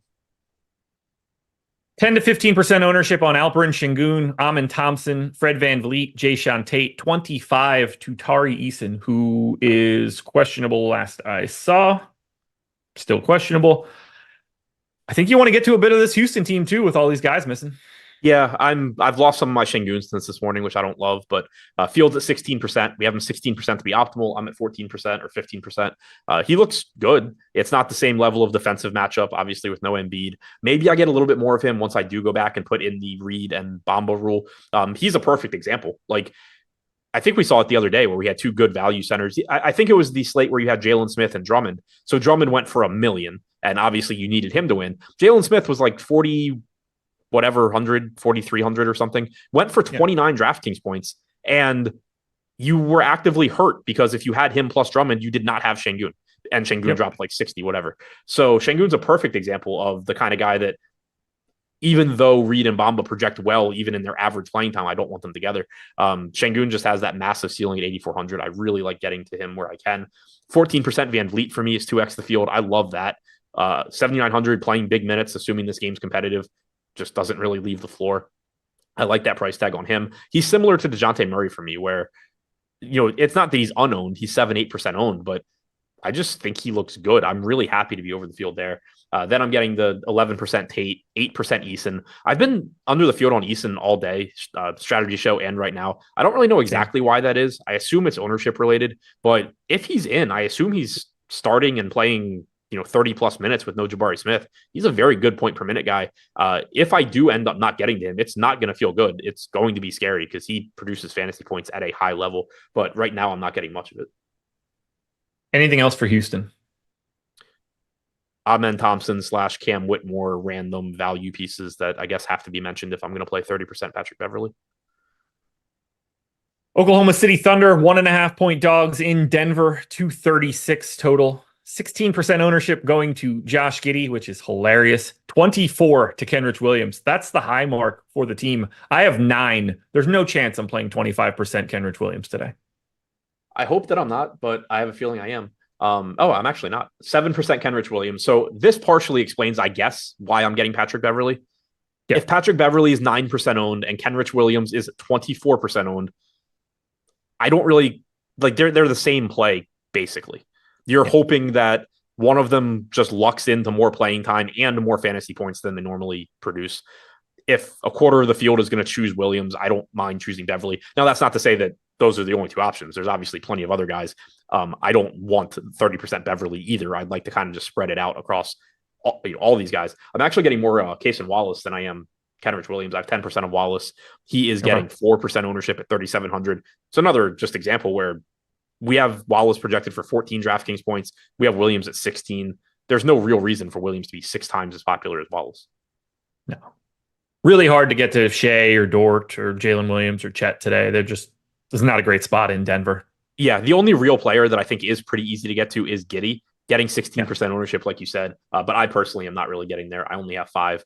We saw a little bit more playing time from him recently. He has been a good point per minute guy. It's mostly been a playing time issue this year, and his salary is down. But still, at that ownership, I'm having trouble getting to him. The Denver side of this one, we have no Aaron Gordon because he got mauled. 19% ownership to Jamal Murray. I'm doubling that. 16 to Jokic. Obviously, I'm under. I always am. I hate it. 34 to Peyton Watson, $4,500 power forward. I've got 45 there. To me, if he's starting again at power forward, that was just kind of like an easy value piece to get. Yeah, it doesn't feel great just because he will be popular and you can't totally trust that rotation, but he is still 4,500, 34% ownership, 22% chance of being optimal. Certainly projects as one of the better values tonight. I have 32%, so I'm right around the field, I'm not over the field, but he does look good. Just an easy value piece to get to. He played 23 minutes yesterday. That game was a blowout, so we didn't get to see what the closing lineup was. He did close the first half. He played a total of 13 minutes or so in the first half. If you get around 26 minutes from Watson, he's just going to look like a pretty good value. He's about a 0.8 DraftKings point per minute guy for the season. That certainly could come down or should come down playing more minutes with the starters, but still a good price tag there. 24% Jamal Murray for me, 19% ownership, 7,800. He looks good. He is a perfect example of he's getting, 20% ownership, give or take, at the same price as Murray and as Van Vliet. Similar range of outcomes for all of those guys. I'm getting Murray, so it's not like I'm playing those guys over Murray. I'm also over the field on Murray, but they're just easy examples of an ownership pivot to Murray if you need one. Jokic showing up 11% for me, Fields at 16. I did think it was interesting. I mentioned it to you this morning. I mentioned in my article today. With Aaron Gordon out, you don't expect anybody to necessarily get a big production bump because Gordon doesn't do any one thing at a really high rate. He just does everything really well. We have seen a rebounding bump for Jokic, both this season when he has played alongside Jamal Murray, but without Gordon, and going back to last year in 6 games where Porter's been in, Murray's been in and Jokic has been in, but Gordon's been out. We've seen Jokic's rebounding percentage jump about 4 points. The usage and assist percentages are different, but it's the usage rate went down, the assist percentage went up. Those just even out. But we've seen the rebounding percentage come up. Same thing has happened over like an 80-minute sample size this year. So if you ever need more reason to get to Jokic, he does look a bit better with Gordon out than he would if he was in. The big thing is just, do we have the value to get to him at 11-2? Final game for today, 16-point underdog Charlotte Hornets in Phoenix, 231 total, taking on the Suns. 7% ownership to Brandon Miller is the high mark for anybody. Gordon Hayward's going to be out for a bit. Mark Williams is doubtful. So we're going to get the exact same team that we got yesterday. Cody Martin price up to 4,800, so he's not as interesting. I have 5% of Brandon Miller and nothing else. I think Charlotte looks actively bad here. Yeah, we're on the same page. I think I have 7% Miller. I have 1% Rozier. It's really tough to get to this team. The Phoenix side, 10% ownership to Yusuf Nurkic, 5 to Grayson Allen, 4 to Bradley Beal, who is questionable for today. As Little is available. Josh Okogie is questionable. Seems like Beal is playing. I don't love much here for Phoenix. I don't mind $6,200 Beal. I still struggle with that one, but I'm not getting it. Like, it is a cheap price tag. I get that part of it. Nurkic is the guy I'm getting to. Fields at 10%. I'm at 11%. 7,100 is a decent enough price tag. You still have a high ceiling from him. You should totally ignore his last game. He was in massive foul trouble against Houston. He played a total of 14 minutes. Just completely throw that one out. He's somebody that you can expect 28 to 30 minutes from typically. Reasonable price tag. I think he's a solid enough play. He's the only guy I'm really getting from Phoenix. 3% Allen, 1% Durant. Pretty much Nurkic from this game for the most part. Corey Shea hit us with the super chat earlier. We're going to hit that and then get out of here for Live Before Lock. Who are your top priorities and values in single entry DraftKings?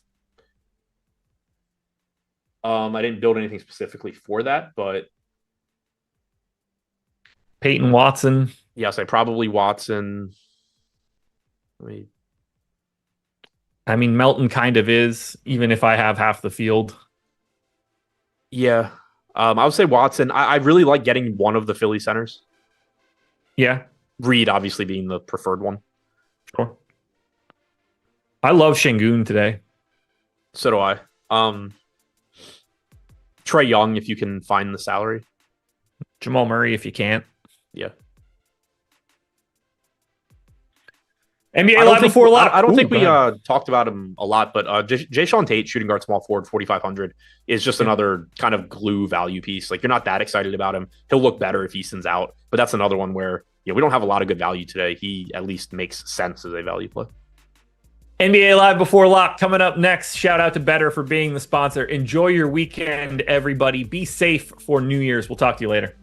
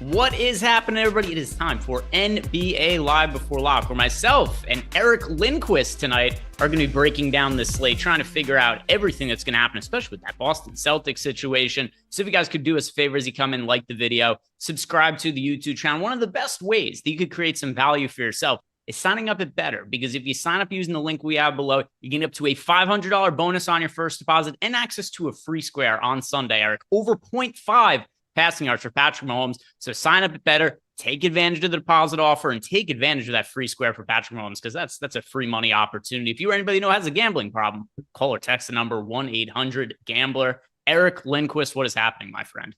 Not much. Thanks for the moms taking over our lives there. The Wednesday, Friday swap, me and Matt Bellman. So now he's out in Florida living his life. I was able to have dinner, then get on the road, hang out with the familia.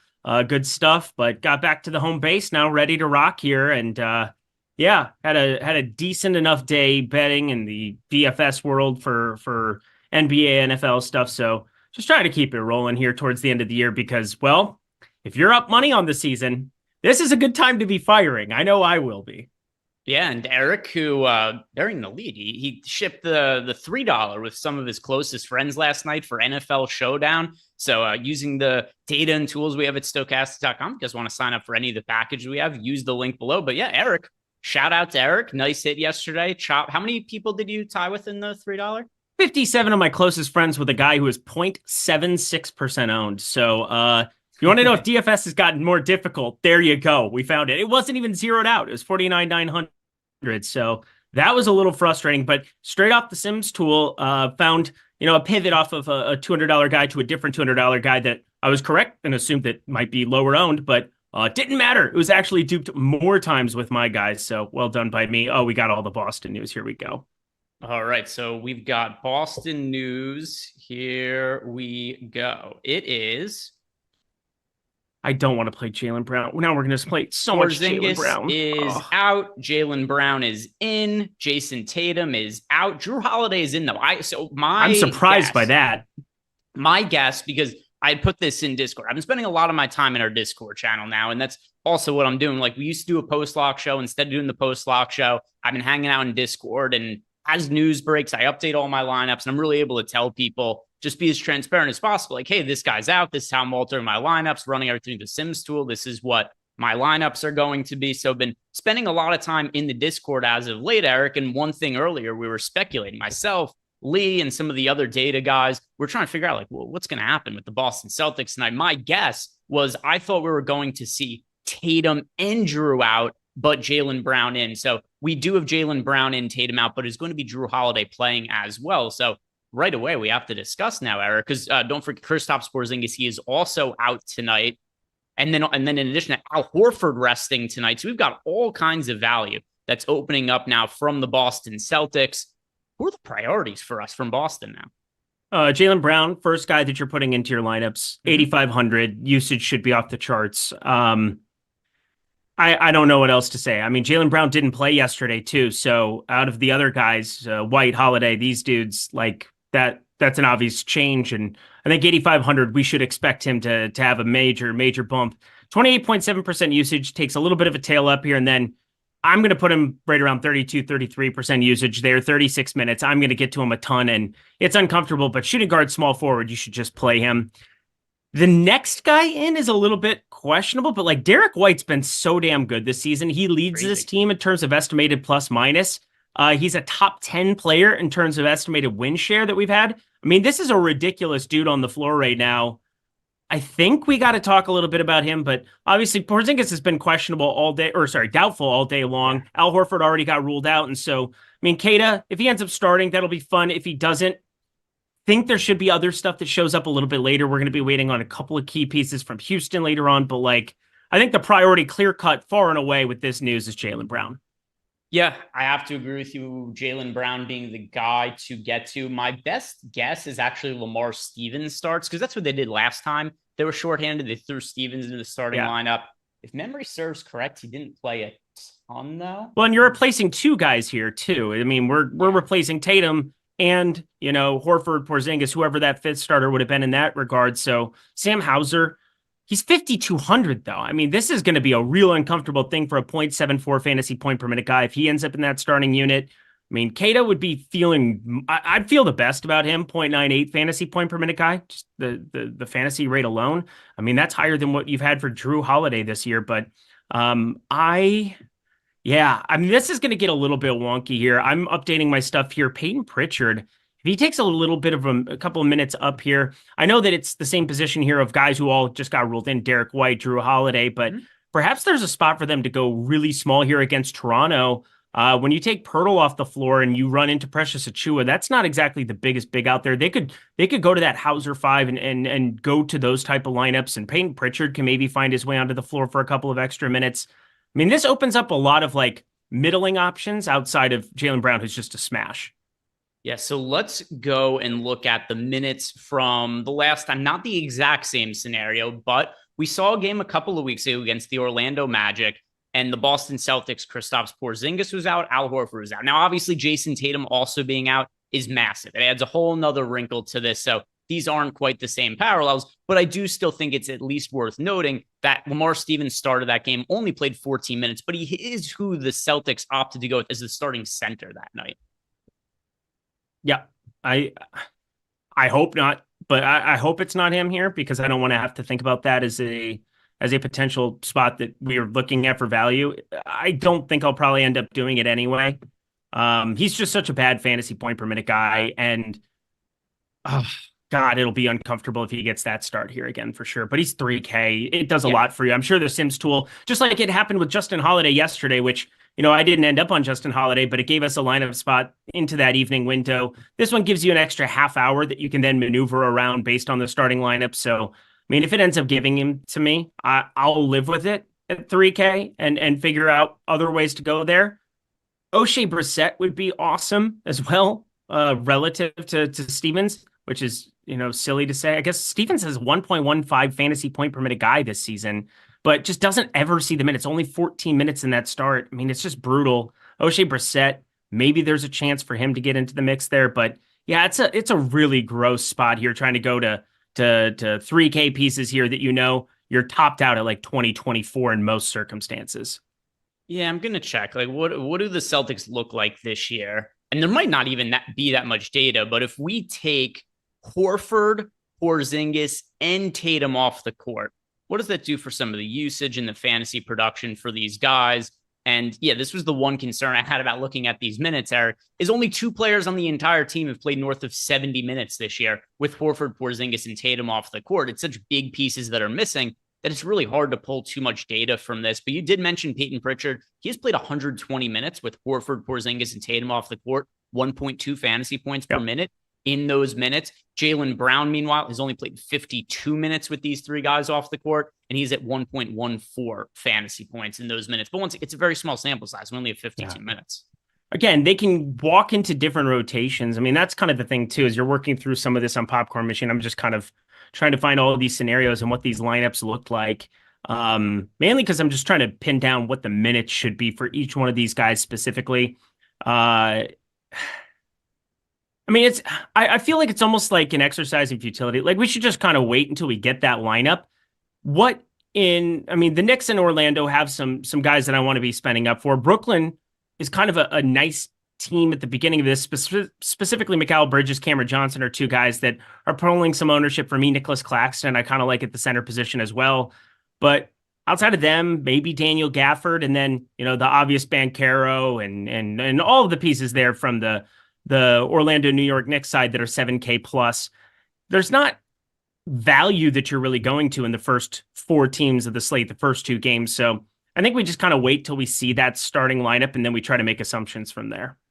Got some super chats that have come in. We've also got projections updates. So Jacob, if you wouldn't mind, if you could go to our projections page, and we'll do it for both DraftKings and FanDuel. Look at the updated projections for the Boston Celtics players, because a minute ago, we got updates on these guys. Don't have ownership yet. That'll be coming shortly, but we do have projections updated for these guys. So starting with DraftKings, and the price point on Derek White is so expensive at $7,600. We now have him projected for 38.56 fantasy points, but it's going to be hard to prioritize him at $7,600. Jaylen Brown, on the other hand, as you mentioned before, really does seem like the clear priority here. We have him projected for 46.55 DraftKings points at $8,500. You're taking a lot of usage guys off the court. A lot of that figures to be going to Jaylen Brown. So Brown, 46.55 fantasy points, looks like a really good, like, not super high pay up option, but like that secondary tier of all-star guy that we want to be playing today. As for the cheaper guys, we've got Keta in for 23.11 fantasy points.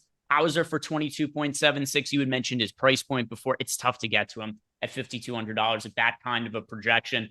Peyton Pritchard, we only have in for 21 minutes right now, so he doesn't look especially great. And Stevens does look like a viable punt option because we've got him projected here for 17.35 fantasy points. At the flat min, he's going to enable to get it to some studs. So is he like the best value play on the slate? No, but he's certainly in play. Yeah. And I mean, it's so hard to mine out this 1.15 fantasy point per minute thing because it's been a lot of garbage time. He hasn't played a lot of minutes. And last season, he was a god awful, terrible, no good, very bad fantasy producer. So, his entire Celtics tenure, or his entire Cavs tenure, that is. But yeah, I think for me, pretty much everything kind of maintains. Jaylen Brown, clear-cut priority. White and Holiday, not even luxury items. Like, they're a little bit better than that. Like, they're kind of like closer towards... I want to get to some allotment of them here when we see where the dust settles on the ownership, but I don't know what else to play other than hopefully Keta gets the start here and we can just fire him up. And then if we go and look at this from a FanDuel perspective, once again, the projections are fairly similar, but some of the pricing is a little bit different. Like Jaylen Brown is only $8,100 with shooting guard and small forward eligibility on FanDuel. With his projection of 45 fantasy points for us, he's such a high priority. This is somebody who, guys, play him in single entry. If you're playing cash games, Jaylen Brown must play tonight, especially on FanDuel, $8,100. Derek White is $8,000 on FanDuel, so even more expensive than he is on DK. That makes him a little bit hard to get to. I'd rather play Drew Holiday for a cheaper price point than Derek White. Keta at $4K on FanDuel. We have him projected for 23.43. We only have Keta in for 23 and a half minutes now. So it is really hard to know what the starting lineup is going to look like.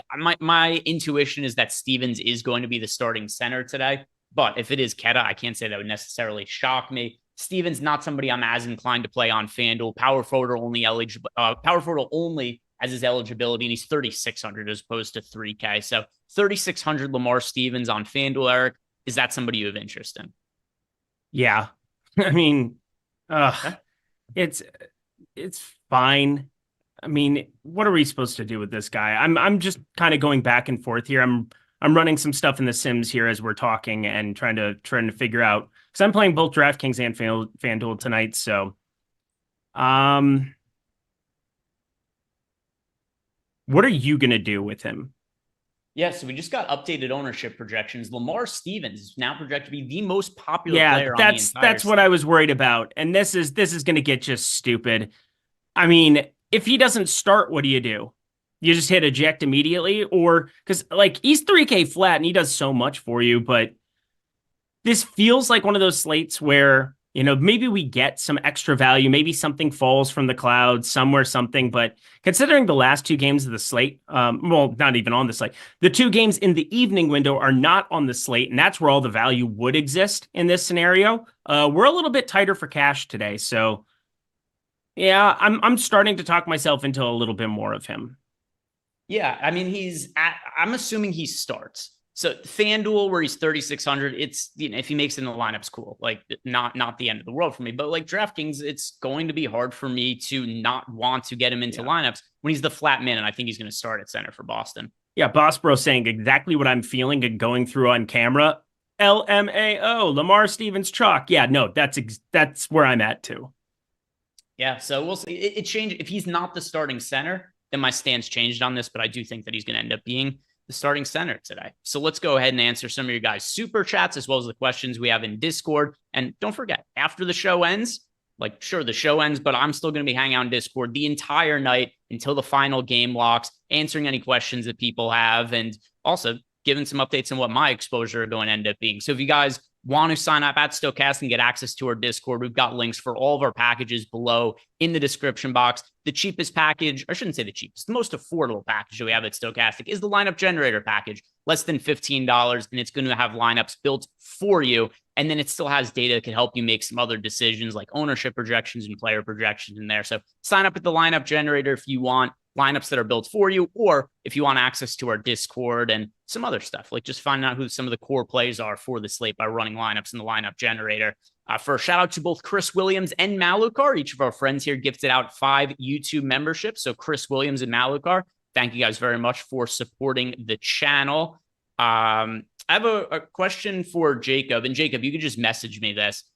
Which questions are from last show and which ones are for this show? Like, so we have the question from Phil Senzig, which I am positive is for this show because he is asking who puts it in the basket, who's the lotion play of the night, Eric, which I am positive is for tonight. It's live before lock show, not the deeper dive. But Jacob, let me know the super chats from Corey Shea and Lucky Luciano. I'm not sure if those are for this show or the last show, but first from Phil Senzig, Eric, who's the lotion play of the night?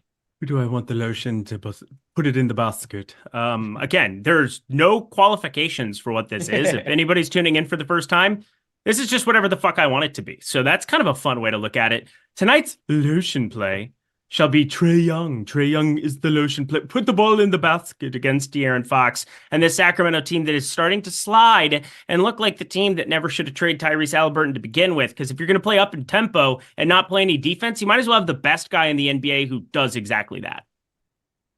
It's hard for me to not go with Jaylen Brown, who's not as popular as I thought he was going to be. When we got this ownership update, I thought he was going to be crazy chalk. But we've got Jaylen Brown projected for 10% ownership at $8,500 on DK. I do think it's going to ultimately end up being higher. But if he's not projecting as like crazy chalk when Lamar Stevens is right now, there's clearly been adjustments that have been made for what's going on right now. So I like Jaylen Brown at sub 10% ownership. Not what his actual ownership is going to be, but I presume I'm going to be overweight to him.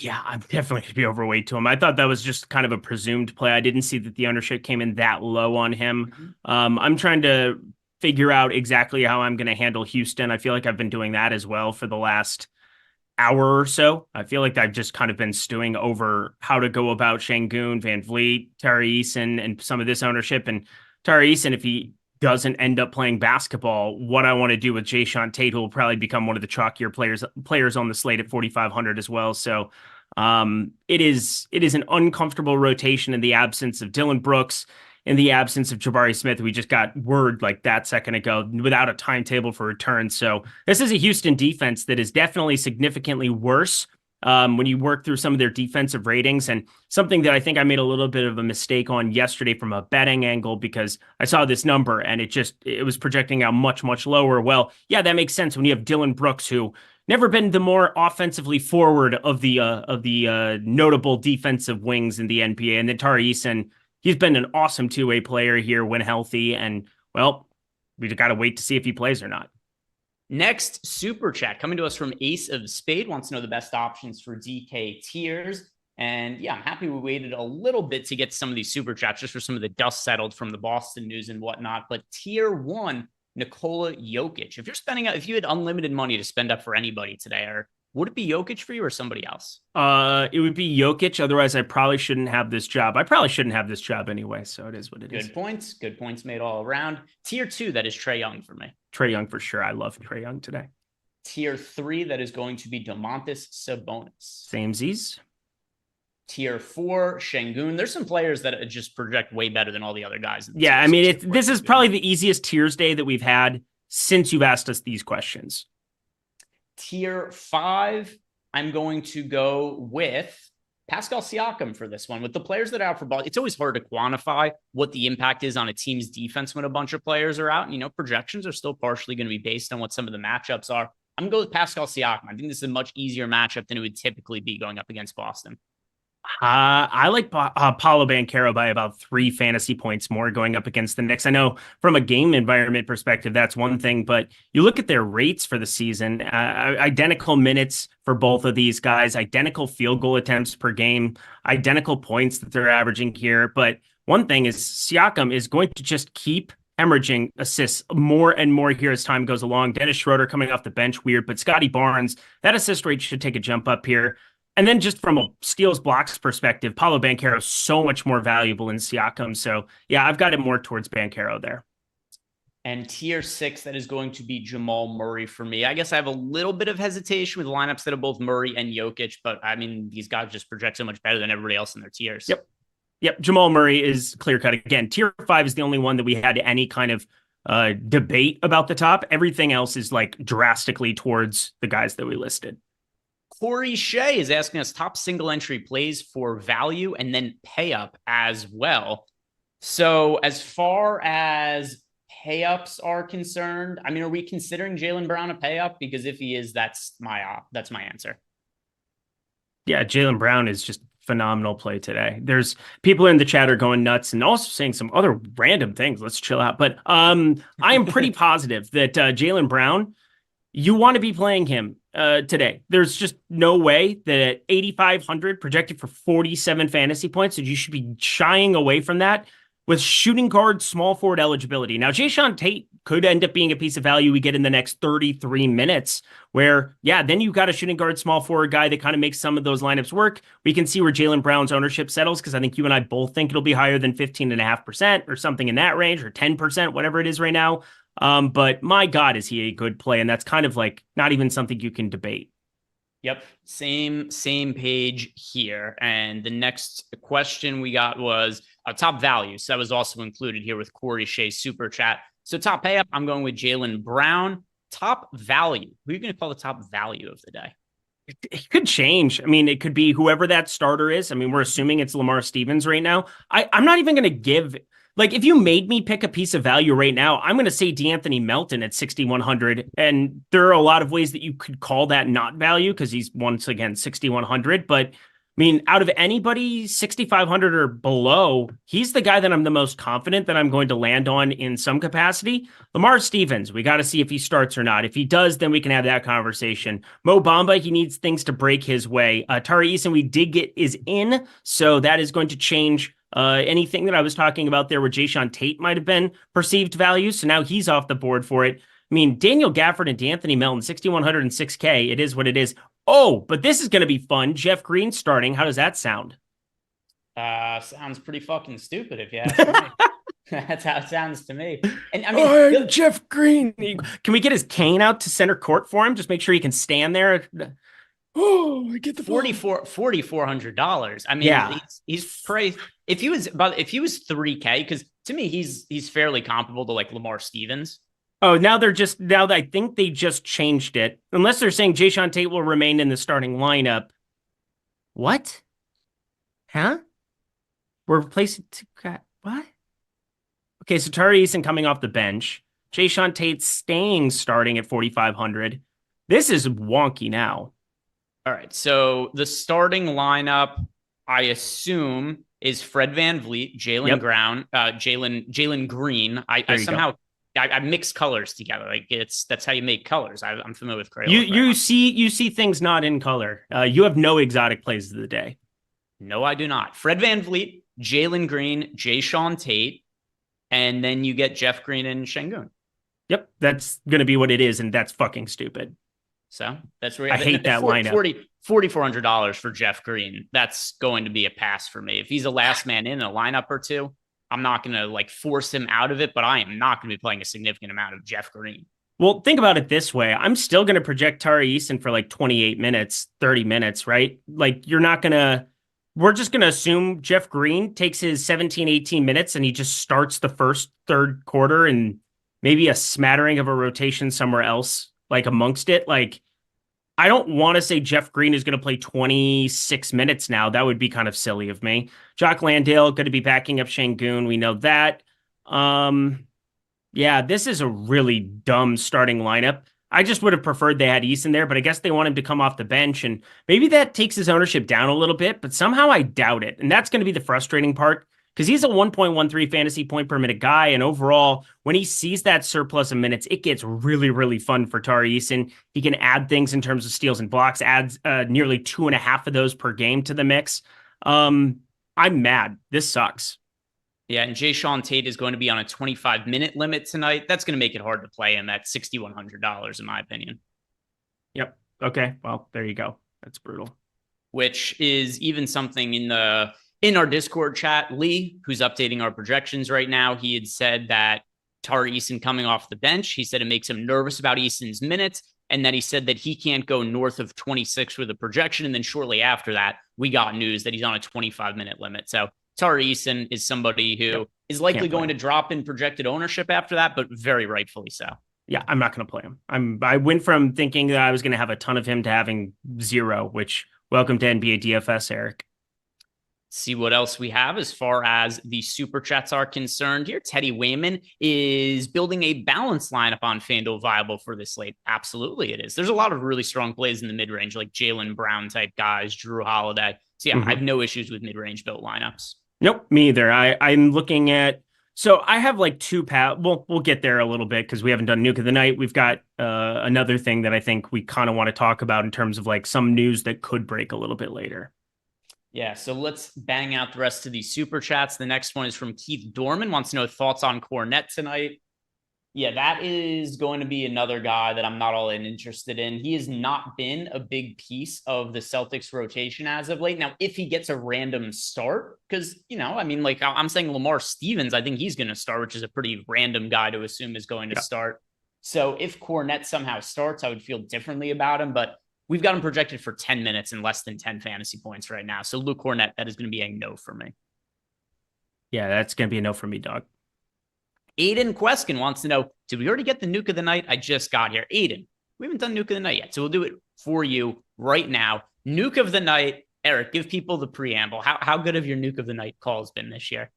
I mean, dude, they've been redonkulous. No, I'm not even going to lie. I mean, I've been better at that than I have been at actual DFS. So there you go. Yeah, than anything in my life. Yeah, definitely better than that, than being a husband, a dog dad, basically a piece of shit besides my Nuke of the Nights. Yeah, terrible friend. Thank you. Yep, very much so. I hate you. So who's your Nuke of the Night then? Well, are we going to play the video? Oh, yeah, that's right. Because we have producer Jacob, who doesn't even want to see us today. He's got a black box, like it's an aircraft going down. Just a black box in the Zoom room. Doesn't want to talk to me. I spend more time with Jacob than I do with any other person on this planet, which is actually a true statement. Like, probably he's nodding his head very like apologetically. So is he the Nuke of the Night then? The people just want to know who the Nuke is, Eric.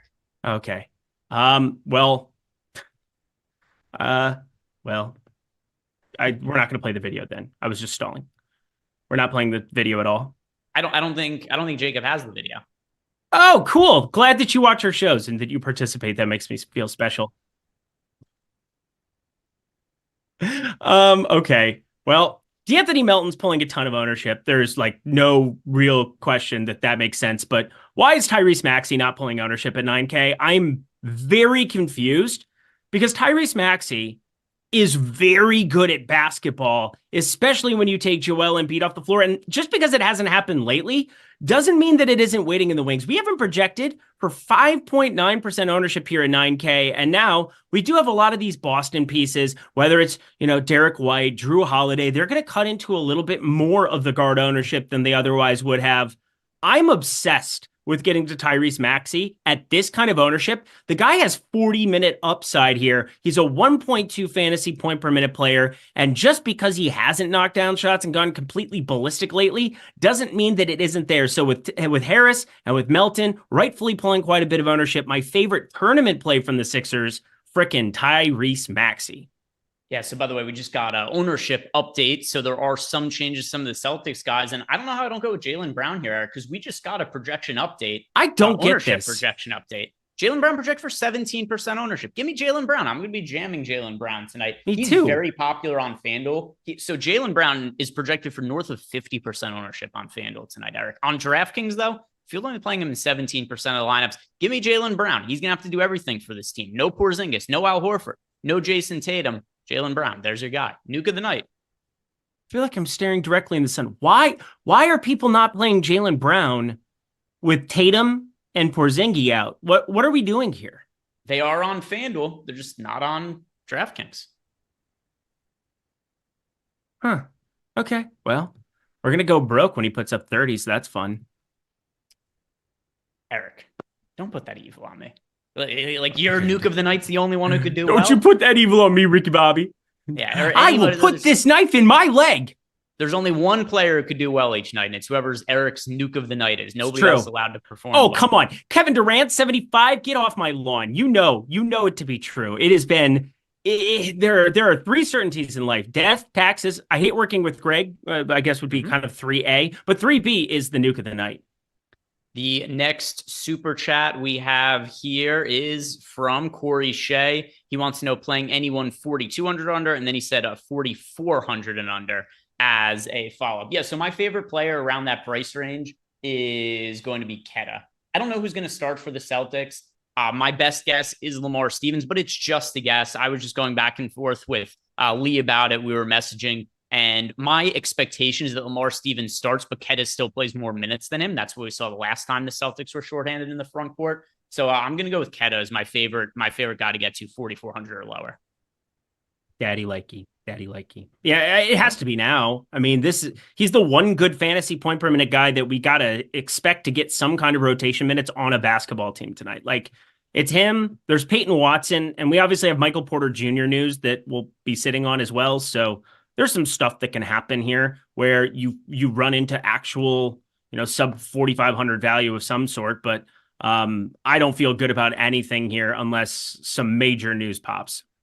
Yeah, and as far as the players who are currently listed as questionable, you mentioned Michael Porter Jr. He's questionable to play later. And here's what I make of the Michael Porter Jr. situation. Peyton Watson started last game in place of Aaron Gordon, and I assume that's still going to be the case. I think people might be underestimating the minute ceiling for Peyton Watson because while he only played mid-20s minutes last game, the Nuggets won that game by like 40 points. The starters didn't play at the end of the game, which in a weird way, it's almost like a positive to me when it comes to Peyton Watson, because it means that they believe he's somebody who should be running with the starters right now. So in competitive games, I think Peyton Watson plays a lot more, and he would only benefit even more if Michael Porter Jr. is out. So I already like Peyton Watson and would like him even more if MPJ doesn't play. Same here. I played a ton yesterday. I will play a ton today. Joel Embiid ruled out for 2 more games. By the way, Joel Embiid's getting dangerously close as like a 65. Betting angle to tie in here. Betting angle to tie in here. Mm-hmm. I think Jokic's MVP odds are looking a little better because I think rightfully so Embiid had overtaken him in the betting market. But now we're at a spot where Embiid's about halfway to the missed games limit for the season. And I don't know if he's going to play enough to end up being eligible for awards at the end of the season. If you guys want to sign up at OddsShopper for more betting advice from Eric and myself, sign up using the link below or use the promo code Greg or the promo code Lindy to get yourself 20% off there. But do you think that's a real risk now, Eric? Yeah, I do. And I was thinking about it yesterday a little bit.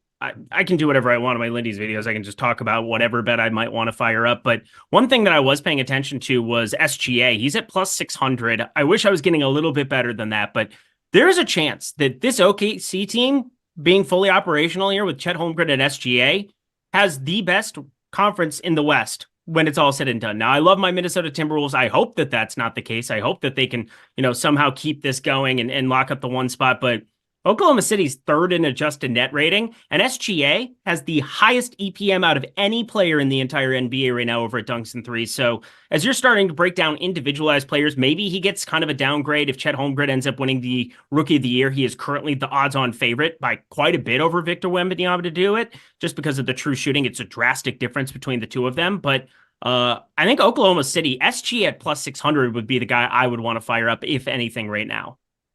Yeah, and for myself right here, it's one. By the way, do you have like a strong feeling on what these guys are going to look like going forward? Because SGA's numbers are outstanding. I think they're going to drop off though. That's the thing. I think they would have to. I mean, the guy's got a 33.5 points prop every single day. I've been betting unders. You know what? They have not cashed here lately. That is for sure. But I definitely think SGA is a player that, if he averages 36 and 5 or something like in that capacity, like if we have a baseline of him, he's averaging right now 31, 6, and 6.5 right now. I think if Oklahoma City finishes like 60 and 22, which is not outside of the range of outcomes, there's a chance they have the 1 seed in the West by a ways, and this could just be he's the best player on that team by a decent margin still over Chet Holmgren. And well, give it to him because he's the new guy in town. So, I mean, getting 6-1 is the main appealing thing to that. But Joel Embiid was the best player in the NBA to start off the season. So I guess I like the betting angle from it. Started thinking about it a little bit yesterday, but still would want a better number than that on SGA. We've got Chris Williams, our Apple friend, has left us a super chat. And Chris, always a big supporter of the channel. If you guys want to support the channel, the easiest way to do is just like the video and subscribe. But Chris Williams saying, great show like always, guys. Since we're limited on time, you can answer this last. You can answer it right now. He wants us to talk about the showdown slate on DK, favorite captains, cheap plays. Looks like Moran is in. How does that affect things? Yes, Moran is going to be playing today, but Kawhi Leonard is questionable, which is kind of hard to navigate as far as it goes to building lineups for the showdown slate. Currently assuming that he's in, I've built some lineups to answer your question here, Chris. As far as the players I'm getting to the most in the captain spot, captains that I'm getting the most of. So I have it pretty spread out. I have 4 players in north of 10% of lineups. They are Kawhi Leonard, James Harden, Ja Morant, and Paul George. Now, if Kawhi Leonard is out, then obviously he gets removed from the equation, and then Paul George, James Harden get to them even more in that captain spot. As far as the flex options that I'm getting the most of, Jaren Jackson Jr., Desmond Bane, and then still the Clipper stars coming in pretty similarly there. As far as cheaper guys that I'm getting to, Santi Aldama, Marcus Smart. I think Marcus Smart's a pretty good buy low for showdown. He's somebody who I do think is going to be playing a bigger role for the Grizzlies going forward. And then Bismack Biyombo, also like a mid-range player I was getting some exposure to. So Chris Did you Williams. say Santi Aldama? Is that what you said? Yes. Okay. Yeah, I'm with you. So, Chris, I hope that helps you build out your showdown lineups for tonight. People wanted us to bring up one thing here too quick. Cameron Thomas is not starting here for Brooklyn. It's going to be Dorian Finney-Smith. I don't think that changes a ton. Dorian Finney-Smith, 4,700. I'm not getting to him a ton, and I put him in for 30 minutes. It's hard for me to want to go any more than that. And I think Cameron Thomas, he just falls out of play for me. Like, I'm not going to play him at all now. Maybe makes a guy like Spencer Dinwiddie a little bit more intriguing, but what I really think it does is it just shores up Mikal Bridges as a decent enough option, and everybody else is kind of meh. I like Bridges. I already liked Bridges. I like him a little bit more now for sure with Cam Thomas moving to the bench. By the way, Cam Thomas, who's a player who I get people are into him. He gets buckets. That's what people like. But he has so little other dimensions to his game. And if he's not making his shots, which hasn't happened in a lot of recent games, then he's just such a big negative for the Nets. That's why they've had to bench him in a bunch of games. So I'm pro this for the Nets, and I think this is going to help Bridges, who was spectacular towards the tail end of last season. And I really think a lot of his fantasy upside has been taken away by Cam Thomas. So Bridges, thumbs up for him now. Philly Phantom 1 wants to know favorite DK cash locks and then some GPP pivots. So as far as DK cash locks, Keta, I would still go with Lamar Stevens, Jaylen Brown, another one. Mostly a lot of the Celtics guys. Peyton Watson's another one. You should Melton by a landslide. Yeah, Melton as well. How about some low-owned pivots? Who are some guys that are lower-owned that you like for tournaments? Well, I mean, playing into the uncertainty of Boston, what's going to happen there isn't the worst idea. Getting to like a share or two of O'Shea Brissett, even though he's not going to project out well, it's just a range of outcomes thing where maybe he walks into extra minutes here. I really do think Peyton Pritchard's the guy, though, that I'm kind of looking at. You listed off 1.2 here with the absence of Porzingis, Al Horford, and Jason Tatum on the floor here this season. 1.2 DraftKings points per minute is kind of useful. 4,900. Nobody's playing him.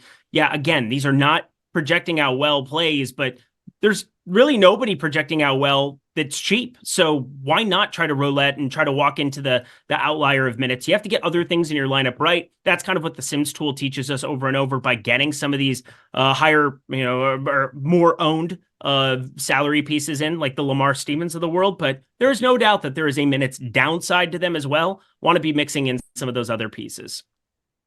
Let's go ahead and see. And the starting lineup is going to dictate some of that from the Celtics as well. But Freshka is asking us, Amen Thompson and Ken Williams, or, oh my God, Freshka, what are we doing here? We're digging at the bottom of the barrel here. Amen Thompson and Ken Williams, or Lamar Stevens and Cam Whitmore? I'm going to go with Stevens and Whitmore.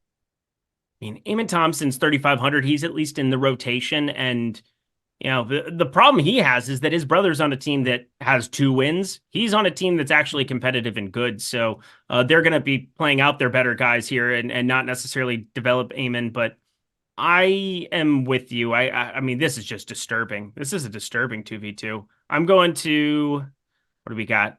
Yeah, I'm going to go to the Kenrich, Williams, and Thompson side just because mean, Whitmore, I don't know how I land on that. I like Lamar Stevens the most of those four players. I don't like either combination though. Freshka, I know we got 14 minutes left here. Freshka, maybe consider rebuilding, but I'm going to go with Lamar Stevens and Cam Whitmore if it has to be one of those other ones. Sam Van Dam says Woj as DeJounte to the Lakers. Did he? What? That would be the most absurd thing ever. Otherwise, just block him to the moon. Because obviously, I mean, they have a game today. I like Trae Young, DeJounte Murray. If that were the case, we would just jam Young, Bogdanovich, Johnson, and we would just not think twice about it. Okay, so you should ban him to the Shadow Realm. He left us a super chat for that though. Sam Van Dam's he's a good guy. I think he might have misinterpreted something. Oh, got it.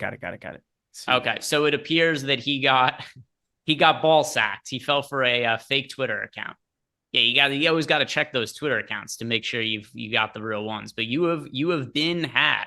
You've been had there, Sam. We appreciate you, Sam. Yeah, we like you. I'm sorry. Let's get to some of these Discord questions, see what it is that we're getting. And then once the say locks in 13 minutes, I'll be hanging out on Discord for the rest of the night, guys. But now your questions here. This first one is from Justin. So Just Locks wants to know, can you and Eric give me 2 locks for FanDuel single entry GPP? And then also thanks to my brother for getting Wander Franco's pants. Yes. So FanDuel locks in GPPs. I don't know how you get away from Jaylen Brown to $8,100 on FanDuel. Eric, who's the other player you consider a lock over on Jayshawn Tate, 3,800. I have a ton of him over on FanDuel, whereas on DraftKings, I find it hard to get there. But he's 3,800 small forward, power forward eligible over there. And he's got positive leverage despite 35% ownership. So Jayshawn Tate, I'm playing a ton of there. Yeah, I'm doing a final update of my lineups here. What did you do with Tari in here? I'm having a tough time figuring out where I want to land on the minutes. I think I might have dropped him a little bit too far, but I put him down to 25 minutes. They told us he's playing. Yeah, 25. Okay. Yeah, never mind. So I'm just going to X him out and just make sure I don't get him anymore because he was showing up still in some stuff. Yeah, 25. I think if they told us he's playing 25, I think that's... If he plays 30, we riot. Yeah. They've been pretty cautious with them this year. I'm pretty cool with saying that they are going to be... I know coaches are dirty, filthy liars. They don't tell us the truth. Sure. But I think that's a reasonable estimation there. Einstein wants to know thoughts on Gafford tonight. Wants to know if we would play Paul Reed and Mo Bamba in the same lineup. I prefer to not have Paul Reed and Mo Bamba together. As for Daniel Gafford, he is like a center guy who I'm doing a final run of my lineups right now. But the last time I ran lineups, I had 8% of Daniel Gafford. Yeah, I had more than that for what it's worth. Next question that we have is from Cubby Bear Q3 wants to know Mo Bamba. People really want to play Mo Bamba today. I prefer Paul Reed to Mo Bamba. I prefer Paul Reed by a lot.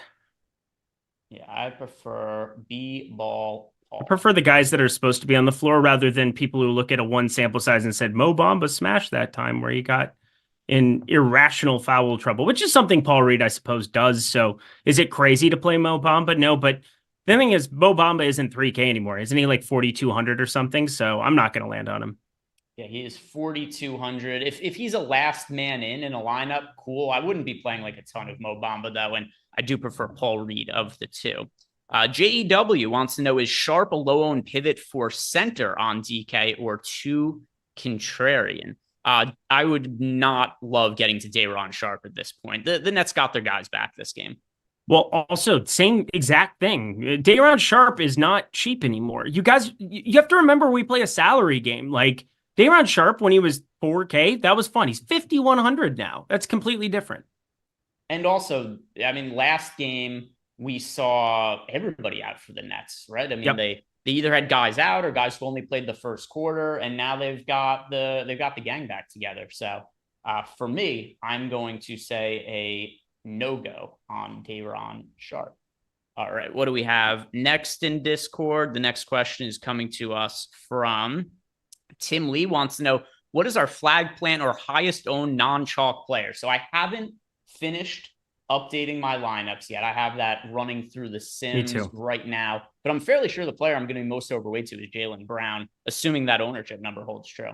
Yeah, I'm with you. It's going to be him. I have 20. Well, I had 22% Tyrese Maxey, and what I generally do is I just kind of sort in two columns in Excel where I just kind of say, what's the difference between the ownership and that, and usually I just list off whoever that is at the top of it for the nuke of the night. That would be Tyrese Maxey here at the moment, but I have a little bit higher ownership than we do going towards Jaylen Brown. Otherwise, it would be him who's got like 11% leverage here. It's just basically the same way the boom bust tool sets up. So what was your answer then? Tyrese Maxey. Okay. Tyrese Maxey is. Let me see if there's any other questions. Cream wants to know if I'm getting to any of Tyus Jones. I'll know for you in like 5 seconds here if I'm getting to Tyus Jones. Oh, by the way, Wendell Carter Jr. ruled out. We gotta go.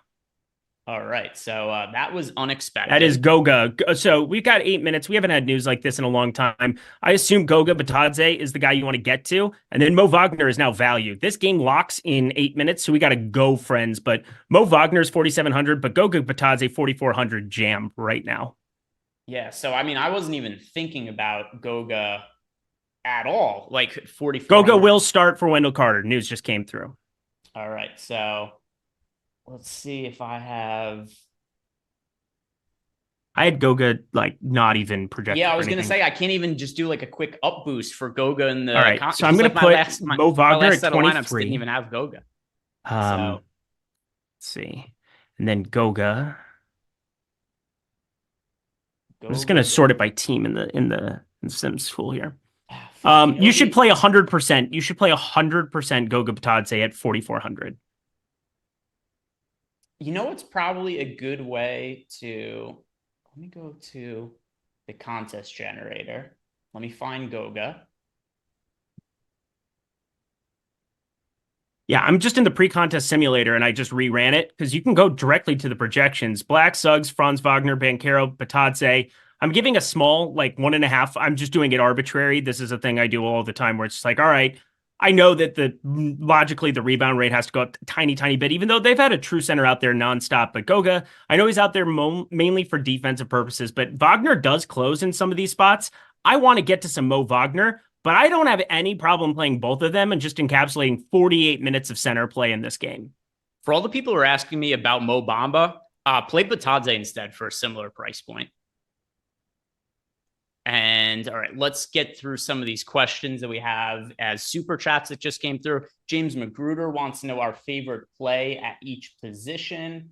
And yes, I will tell you right now at center, while I'm still updating my lineups, I'm going to say the answer is Goga. At point guard, DeAnthony Melton. At shooting guard, Drew Holiday. At small forward, that is going to be Jaylen Brown for me. Power forward, Peyton Watson. And center is currently, it was Paul Reed, but I'm going to make that Goga here in a second. Goga or Keta? It's Goga by a mile now, right off the bat, for whoever asked that. See what the next question is. The next one is Riley Cooper. Any love for Paul Reed? Absolutely. I think Paul Reed is a very strong option for today. I know the price point has gone up, but still, he's a very good fantasy producer. He just has to avoid foul trouble, which he did a couple of days ago. Corey Shea, how much Melton is too much? He is in like half my lineups right now. Yeah, so I have 68% of him. So he's my second highest owned player next to Goga. All right, let me go to, okay, so Wendell Carter Jr. I'm just going to do this. I'm just going to Wendell Carter Jr., 0 fantasy points. Goga. You know what I'm going to do? I'm going to actually leave this. I'm just going to jam Goga. I'm just going to hit the lock button on him today. 175 lineups. Of course, this is the day I'm playing more lineups, and now I'm just going to have 100% Goga more than likely. Something fucked up shows up. Did you get to Mo Wagner at all? I'm playing him too, but I'm playing him alongside of him. You know what I could do? I could actually just make a quick group, and I could have a couple of lineups where I just, if it doesn't have him, I'll just get to the other side of it. Don't sleep on having Hartenstein out there, 5,700. I don't mind getting to a little bit more of him, even though Wendell Carter, he's the worst defender of those three, so it is what it is. But you're going to have him on the floor 33 minutes, more than likely in a competitive spot here, which is awfully nice. Let's see if we have some updated. Oh my God, this is so stressful. It's not that stressful. 4 minutes is an eternity. No, I know it is. I was kind of picking at somebody earlier yesterday with that. We just got a projections update, by the Yep, way. So we did. We have 27 fantasy points for Goga.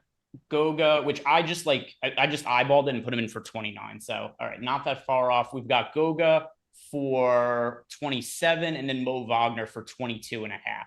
So if people wanted that information, we've got it for you now. That's where those guys are at. Let's see what we have as far as more super chats. Next one is coming to us from Braden Baum. Finney Smith minutes projection, Eric, for Dorian Finney-Smith. I'm going to make this easy for you. I think Finney-Smith probably plays like mid to upper 20s minutes, but he's not somebody you really want to be playing right now. Nope, I don't want to play a lot of him. I have 5% of him. Okay, let me find Mo Wagner, who I'm about to put in for the 22 and a half. And then I'm going to go to Goga, and I'm going to put Goga in.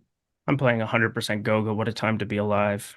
I'll see. I'll do whatever the Sims give me. I'm not going to have time to alter it. It's just going to be whatever the guys they give me are the guys that it is going to give me after this. Yep, same.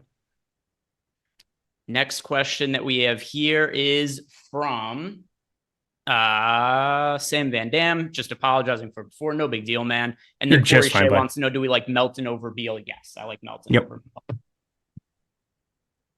I like Melton over Beal. Oh my God. Go, go, go, go, go, go, go. Should probably start updating these lineups. Yep, that's what I'm kind of thinking too.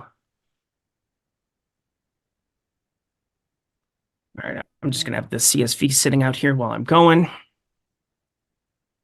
This is good. This is good. This is good.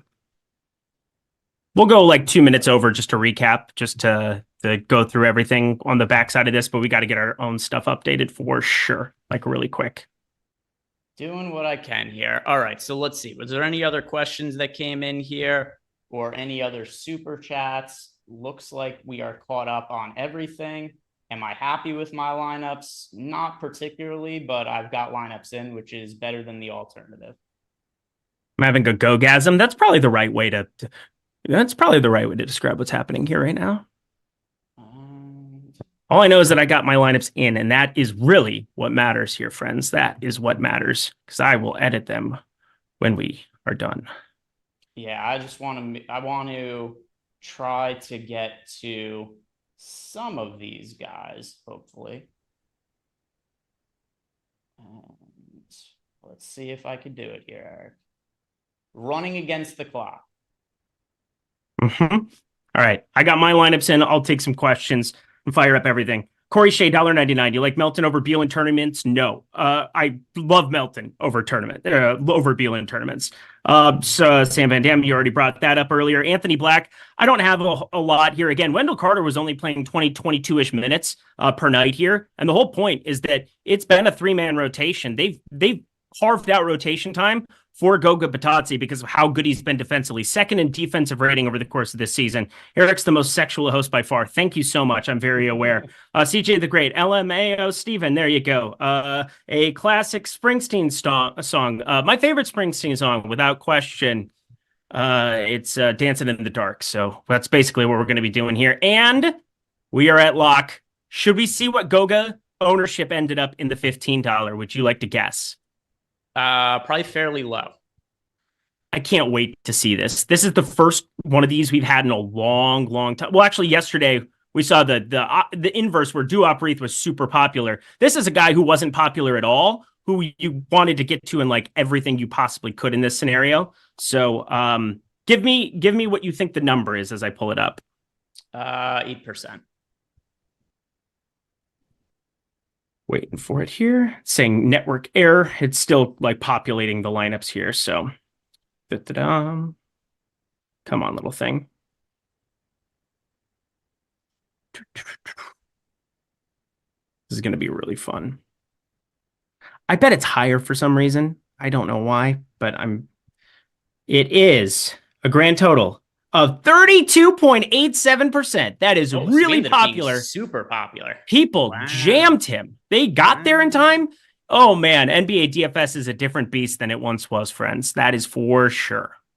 All All right, so that is going to do it for us. Guys, I'm going to be hanging out in Discord for the next couple hours. If you haven't done yet, like the video, subscribe to the YouTube channel. If you want to sign up for any stochastic package and get access to our Discord channel, use the links below. Everything in there is going to include the Discord channel. So whether you sign up for the lineup generator package, any of the Sims packages, data package, use the link below, sign up to get access to Discord. Guys, thank you very much for watching. Peace out. Good luck and have a good weekend. Happy New Year.